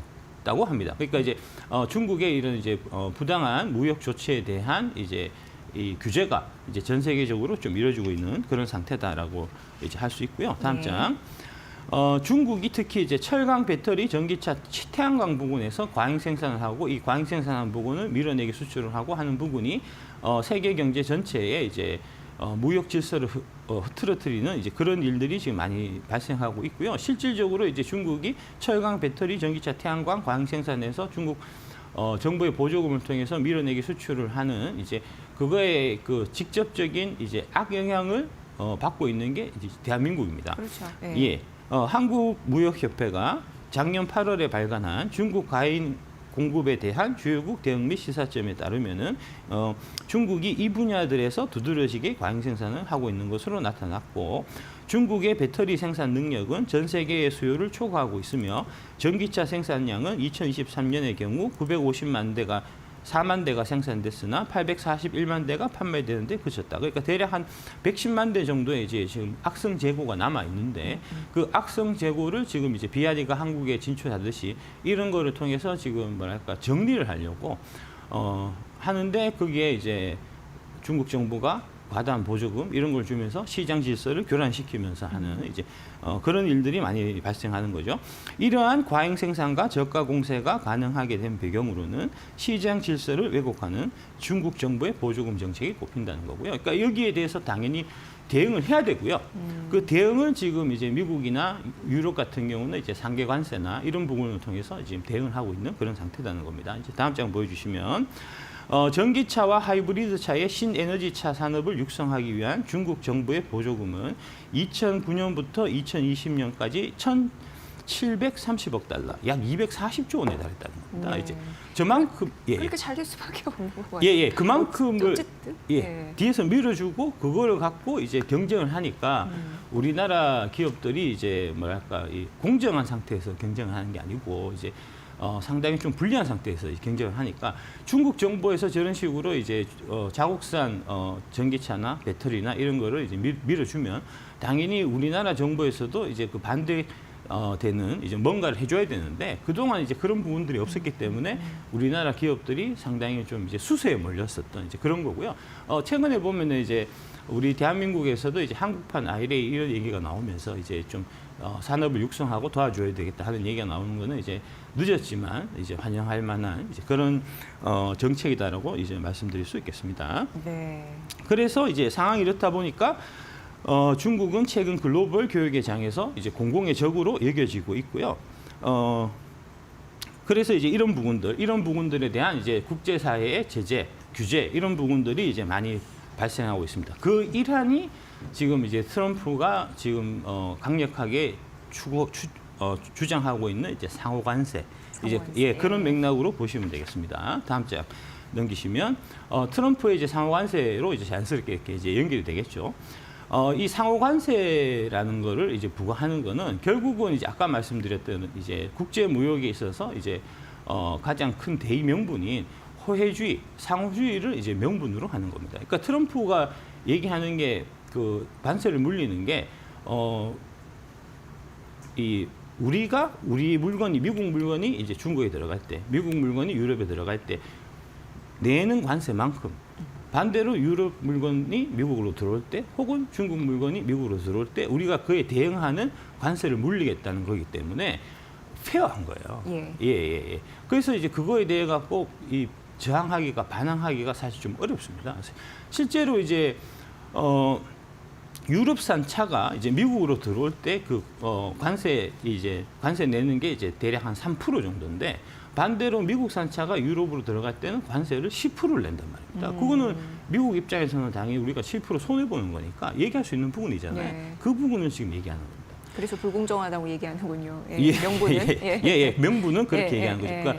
그러니까 명분이 좀 납득될 만하고 그다음에 이제 그 명분을 밀어붙일 힘을 실제로 미국이 갖고 있기 때문에 이 흐름을 이제 지금 언론에 이런 데서 이제 트럼프가 너무 하는 거 아니냐 백날 얘기해봐야 사실은 별 소용이 없다는 거죠. 이 큰 틀에서 보면 이 WTO 체제가 있고 그다음에 이제 최근에는 FTA 체제로 좀 넘어가고 있는데 WTO 체제는 이제 글로벌 무관세 자유무역을 추구하는 그러니까 호의주의를 이제 전 세계 국가들한테 다 동일하게 이제 적용하는 그런 형태인데 그게 이제 하다 보니까 그 중에서 이제 중국처럼 반칙을 일삼는 국가들이 발생하게 되면서 이제 1대1로 나라 대 나라로 FTA 양국 간의 무역에서 최애국 대우를 부여하는 FTA 형태로 이제 무역의 질서 자체가 좀 바뀌고 있고요. 그런 관점에서 보면은 지금 이제 노무현 대통령 때 한미 FTA를 우리가 체결했던 게 지금 큰 혜택이 되고 있는 그런 상황입니다. 그러니까 실질적으로 보면 아까 말씀드렸듯이 이제 미국하고 유럽 간에는 FTA가 체결돼 있지 않기 때문에 지금 현재 이제 관세 부분에 있어서도 미국이 유럽에 비해서 이제 불공정한 대우를 사실 받고 있어요. 근데 이제 한국과 미국과의 관계를 보면은 한미는 FTA가 체결이 돼 있기 때문에 지금 미국 차가 한국에 들어올 때 무관세거든요. 그러니까 반대로 한국 차가 미국에 들어갈 때도 무관세인 거는 당연한 겁니다. 예. 그러니까 그런 형태로 이제 FTA가 체결돼 있으면 이제 이 미국이 지금 새롭게 제시하고 있는 무역 질서에서 좀 우위에 설 수 있는데 이제 다행히 우리 대한민국은 미국하고 FTA가 체결되어 있는 국가이기 때문에 상대적으로 좀 유리한 면이 있다는 이제 그런 얘기고요. 다음 장. 지금 미국에서 이제 적자를 보고 있는 나라가 이제 순인데 1등이 중국, 2등이 멕시코, 베트남, 아일랜드 쭉 내려가서 8등 대한민국이고요. 9등이 캐나다 이런 식입니다. 지금 저 중국하고 멕시코, 캐나다에 이제 최근에 멕시코하고 캐나다에 25% 관세를 부과하겠다 했다가 이제 한 달 늦춰놓은 상태고 중국은 이제 10% 추가 관세가 지금 부과되어 있는 거죠. 그러니까 일단 저렇게 적자 규모가 많이 나고 있기 때문에 저 적자 규모에 대해 갖고 너 적자를 우리가 너네하고 무역에서 적자를 너무 많이 보니까 이 부분을 시정해야 되겠다는 명분이 생긴단 말입니다. 예. 다음. 트럼프가 상호관세 부과하겠다는 부가가치세가 뭐길래 해서 이제 부가가치세 부분에 대해서 이제 상호관세를 물리겠다는 좀 얘기를 하고 있습니다. 이게 좀 얘기가 복잡해서 좀 짧은 시간에 설명하기는 조금 좀 어렵고요. 하여튼 트럼프 얘기는 이제 부가가치세도 동일하게 적용해야 된다는 거예요. 그러니까, 예. 미국이 그 부가가치세는 아니고 미국은 판매세입니다. 조금 이제 성격은 좀 다르긴 한데 뭐 큰 데서 보면은 이제 유사하다고 보시면 될 것 같고요. 그 미국의 판매세가 6.6%예요. 대한민국은 몇 프로죠? 저희 한 부가가치세. 3% 정도 10%잖아요. 10% 정도 되나요? 예. 그렇게는 많이 되나요? 예. 실망입니다. 예. 이번 기회에 알면 되죠. 대한민국 부가가치세 10%고요. 그래요. 예. 네. 이유는 이제 나라별로 좀 다르긴 한데 네. 평균 20%예요. 예. 그러면은 보통의 나라는 20이면 우리나라가 덜 매기는 거예요. 유럽이 좀 많이 매기는 편이에요. 이제 미국, 유럽이 이제 복지국가 하잖아요. 이제 복지국가 하면은 이제 많은 분들이 이제 생각하시는 게 소득세율 되게 높고 그럴 것 같은데 소득세율이나 법인세율 되게 높을 것 같은데 사실은 유럽의 소득세율이나 법인세율은 한국과 유사하고요. 부가세율이 높습니다. 예, 그래서 한 20% 정도 되거든요. 그러니까 이제 그 부분은 지금 균형을 맞춰야 된다라고 이제 트럼프가 얘기하잖아요. 그러면은 이제 유럽 자동차하고 한국 자동차하고 비교했을 때 누가 우위에 있겠죠? 대한민국이 우위에 있는 겁니다. 우리는 이제 3.4%만 추가로 더 부담하면 되지만 이제 유럽의 뭐 폭스바겐이나 뭐 BMW나 벤츠나 이런 차 같은 경우는 이제 13.4%를 더 부과해야 되는 거기 때문에 우리가 이제 상당히 좀 우위에 서는 겁니다. 예, 다음. 그 얘기들이 이제 쭉 이어지고 있고요. 다음 넘기시면. 예. 미국 자동차 업계에서 트럼프 관세 위협에 워싱턴서 로비 강화한다는 이제 그런 얘기가 있고요. 이게 이제 무슨 얘기냐 하면은 GM하고 포드에서 지금 이제 자동차 관세 문제 4월 1일부터 시작한다고 하죠. 이 관련해서 이제 그다음에 이게 이제 IRA 보조금 같은 부분하고도 사실 좀 연결돼 있어 갖고 그 관련된 부분에서 GM하고 포드가 이제 트럼프 행정부에 이렇게 해야 우리한테 유리하게 하다 하는 이제 얘기를 한다는 겁니다. 다음 장 보시면 구체적인 내용이 어떤 거냐? 짐 팔리 포드 CEO가 이제 얘기하기를 지금 자동차 산업에는 전 세계적인 난투극이 벌어지고 있다. 자동차 산업과 미국 제조업을 강화하겠다는 트럼프의 공약에 기대를 걸고 있지만 현재까지는 막대한 비용과 상당한 혼란만 봤다. 하면서 이제 전기차 세액공제 폐지 같은 부분은 좀 제고해주기를 이제 포드 CEO가 지금 얘기하고 있는 이제 그런 거고요. 다음 장 보시면.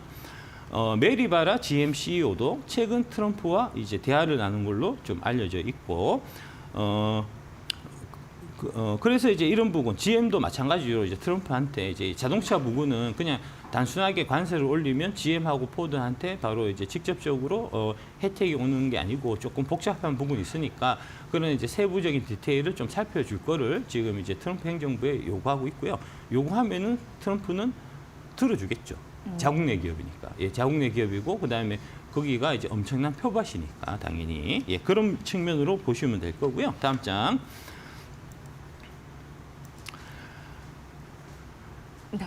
하워드 러트닉 신임 상무부 장관은 현대자동차를 포함한 업계 관계자들의 비공개 회의에서 미국 내 공장 가동과 고용을 확대하면은 관세를 피할 수 있다고 강조한 것으로 전해졌다.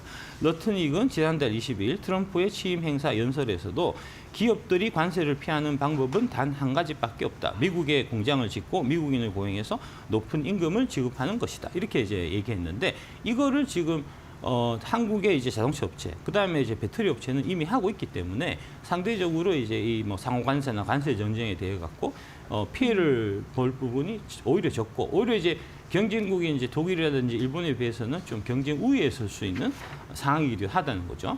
그 이호혜주의 원칙에 예, 우리는 이제 예, 페어하게 미국하고 이제 무역 관계에 있어서 페어하게 네, 그동안 네. 쭉 진행이 되어 왔던 거고 그에 네. 비해서 이제 뭐 유럽이나 이제 그다음에 중국 같은 경우는 언페어했었기 때문에 예. 그 제재를 받는 이제 그런 예. 거니까 이제 접근이 다르다는 거죠. 예. 예. 다음 장 한번 보여주시면 최근에 이제 현대차 그룹을 다음 장입니다. 다음 장 한번 넘겨주시면 예. 요거 정의선 회장이 최근에 이제 트럼프 장남하고 골프 라운딩을 한 적이 있어요. 예. 예, 뭐 트럼프도 골프 좋아하는 거 되게 잘 아실 테고, 저 이제 가운데 까만색 옷 입으신 분, 우산 쓰고 계신 저분이 이제 그 트럼프 장남이고요. 트럼프 장남, 트럼프 주니어고요. 그 왼쪽에 있는 분이 하얀 모자 쓰고 계신 여성분, 저분이 이제 트럼프 손녀고요. 그 다음에 이제 그 옆에 오른쪽에 있는 분이 이제 로리 맥킬로이라고 미국의 이제 유명한 이제 골프 이제 프로 골프 이제 그 스타고요. 그리고 그 옆에 정의선 회장이 같이 있는 게 지금 네. 이제 확인이 되실 겁니다. 그러니까 미국 트럼프 정부가 이제 현대차하고 관계가 좀 되게 긴밀하고 지금 관련해서 이제 되게 뭐랄까 로비가 잘 통하고 있는 좀 이제 그런 좀 그림이 계속해서 나타나고 있고요. 다음 장. 예, 이거는 뭐 글로벌리 다 지금 예, 이렇게 트럼프한테 네트워크를 주려고. 돼가지고 예. 하고 있는 상황입니다. 예. 다음 장 한번 더 넘기시면 예. 트럼프가 이제 취임할 때 취임식에 참석할 때 이제 비행기를 타고 가는데 그 플로리다가 저기 자기 집이니까 플로리다에서 워싱턴까지 가는 이제 에어포스 원을 탈 때 그 비행기 타러 갈 때 일부러 현대차의 GV80을 타고 갔다는 겁니다. 이제 일부러 좀 밀어주고 있는 이제 느낌이 이제 확인이 되실 거고요. 다음 장 보여주시면 왜 그러냐? 왜 이렇게 지금 미국에서 현대차 그룹을 밀어주고 있냐? 그게 바로 저런 이유들 때문입니다. 이제 왼쪽 상단에 있는 저 그림이 GM하고 현대차가 이제 작년에 MOU 맺었던 이제 그림이고요. 오른쪽 상단에 있는 저 사진이 현대자동차 미국 생산 법인 공장입니다. 왼쪽 하단에 있는 그림이 LG 에너지 솔루션의 이제 미시간주에 위치한 이제 배터리 공장이고요. 오른쪽 하단에 있는 저 사진이 삼성 SDI가 이제 GM하고 조인트 벤처 이제 협약식 맺는. 그 다음에 이제 다음 장에 보시면은 미국의 이제 SK 이노베이션 배터리 공장입니다. 어마어마하게 크죠. 이제 저런 식으로 사실은 한국의 자동차나 한국의 배터리는 미국의 자동차 산업하고 지금 이제 긴밀하게 협조해서 미국 현지에 공장을 짓고 같이 이제 뭐랄까 동맹을 맺어서 한미 동맹으로 지금 이제 사업을 진행하고 있기 때문에 트럼프 관세 전쟁 이런 부분들이 지금 이제 증권가에서 많이 이제 좀 단세포적으로 걱정하듯이 악질하기보다는 오히려 이제 좋은 기회, 호재로 작용할 가능성이 많다는 그런 얘기가 되겠습니다. 네. 비아디에서 시작해서 여러 가지 관세 전쟁, 뭐 관세, 무관세 장벽 뭐 이런 얘기 지속적으로 나오고 이게 시장에서 리스크가 되고 있는 상황인데 또 잘 알아야지 판단을 하는 거니까요. 예. 그런 부분으로 참고해 보시면 될 것 같습니다. 자, 오늘 대담한 대담 함께했고요. 박준현 작가의 분석으로 들으셨습니다. 잘 들었습니다. 네, 감사합니다.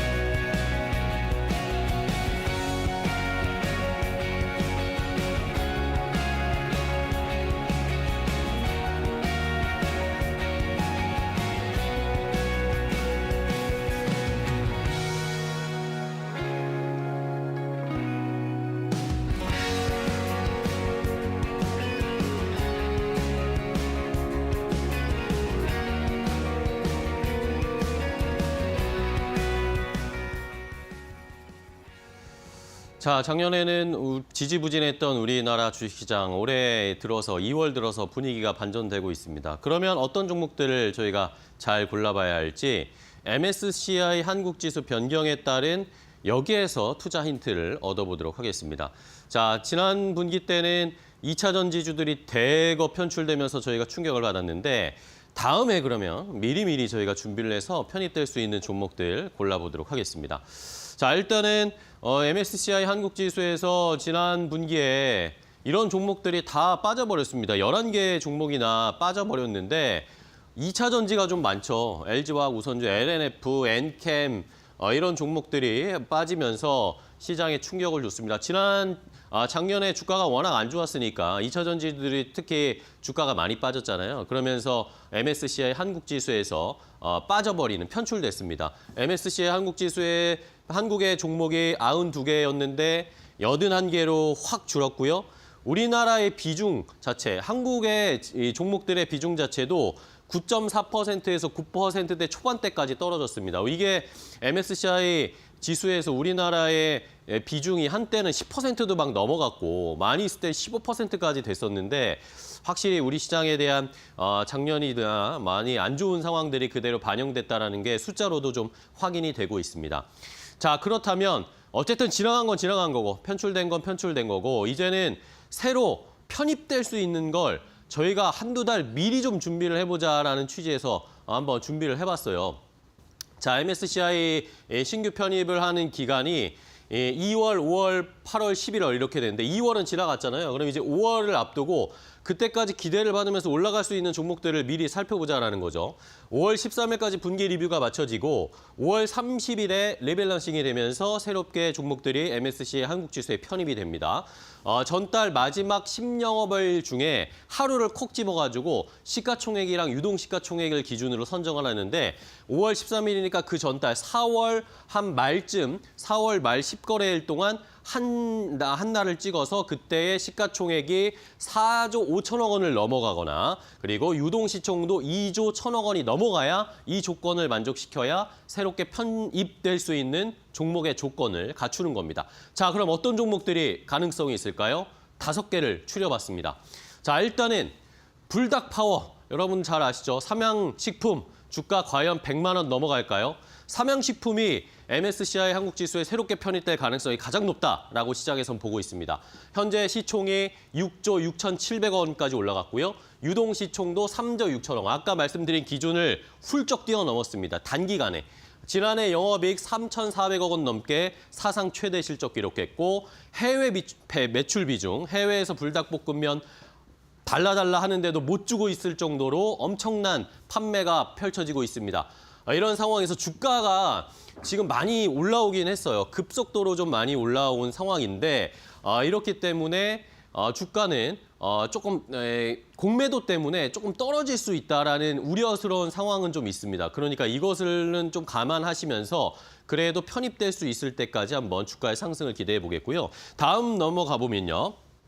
다음으로는 역시 대세는 AI입니다. 그죠? AI다 보니까 관련해서 또 최근에 주가가 많이 올라온 것들. 레인보우 로보틱스와 효성중공업. 레인보우 로보틱스는 이제 삼성 로보틱스 될 거다. 계속 제가 말씀드리고 있죠. 그리고 AI 시대 지능형 전력기기. 전력기기 오늘 데이터 센터 이야기도 나왔는데 효성중공업이 최근에 이런 버프를 받으면서 시가총액이랑 유동시가총액이 많이 늘어났습니다. 이러면서 두 종목의 주가도 최근에 많이 올라왔기 때문에 역시 한번 저희가 생각해 볼 수 있는 MSCI 편입될 수 있는 가능성 생각해 보겠고 마지막으로는 지금 시장의 대세 조선 방산도 한 종목씩 있습니다. HD 현대 미포 역시 다른 조선주들 따라서 올라갈 수 있을까요? 최근에 좀 조정을 받아가지고 다른 조선주만큼 못 갔어요. 그러니까 상승할 수 있는 여력이 충분히 더 있지 않을까라는 기대가 되고 방산, LIG 넥스원, 어닝 서프라이즈 그리고 방산의 시대 오고 있잖아요. 이러다 보니까 역시 충분히 시가총액, 유동시가총액 기준을 넘어섰습니다. 이러면서 최근에 주가도 많이 올라왔지만 어쨌든 MSCI 한국지수에 편입이 되면 어쨌든 외국인의 수급이 의무적으로 들어올 수밖에 없기 때문에 발표가 되기 전까지의 주가 상승을 충분히 누리고 그다음에 MSCI 편입이 된 게 결정이 되면 이슈 소멸로 주가가 떨어질 수 있으니까 그 전까지의 상승은 충분히 저희가 즐길 수 있지 않을까라는 기대를 해보면서 종목 5가지 알려드렸습니다. 앵커 브리핑이었습니다. 네, 오늘 대형주가 강합니다. 2차 전지 반도체 섹터가 이끌고 있고 코스피에서 외국인과 기관이 네. 컴백을 했습니다. 이런 흐름들이 좀 쭉 지속됐으면 좋겠네요. 네. 자, 오늘 저희가 준비한 소식은 여기까지고요. 저희는 또 내일 오전에 더 좋은 정보 가지고 찾아뵙겠습니다. 끝까지 시청해주신 여러분 고맙습니다. 고맙습니다.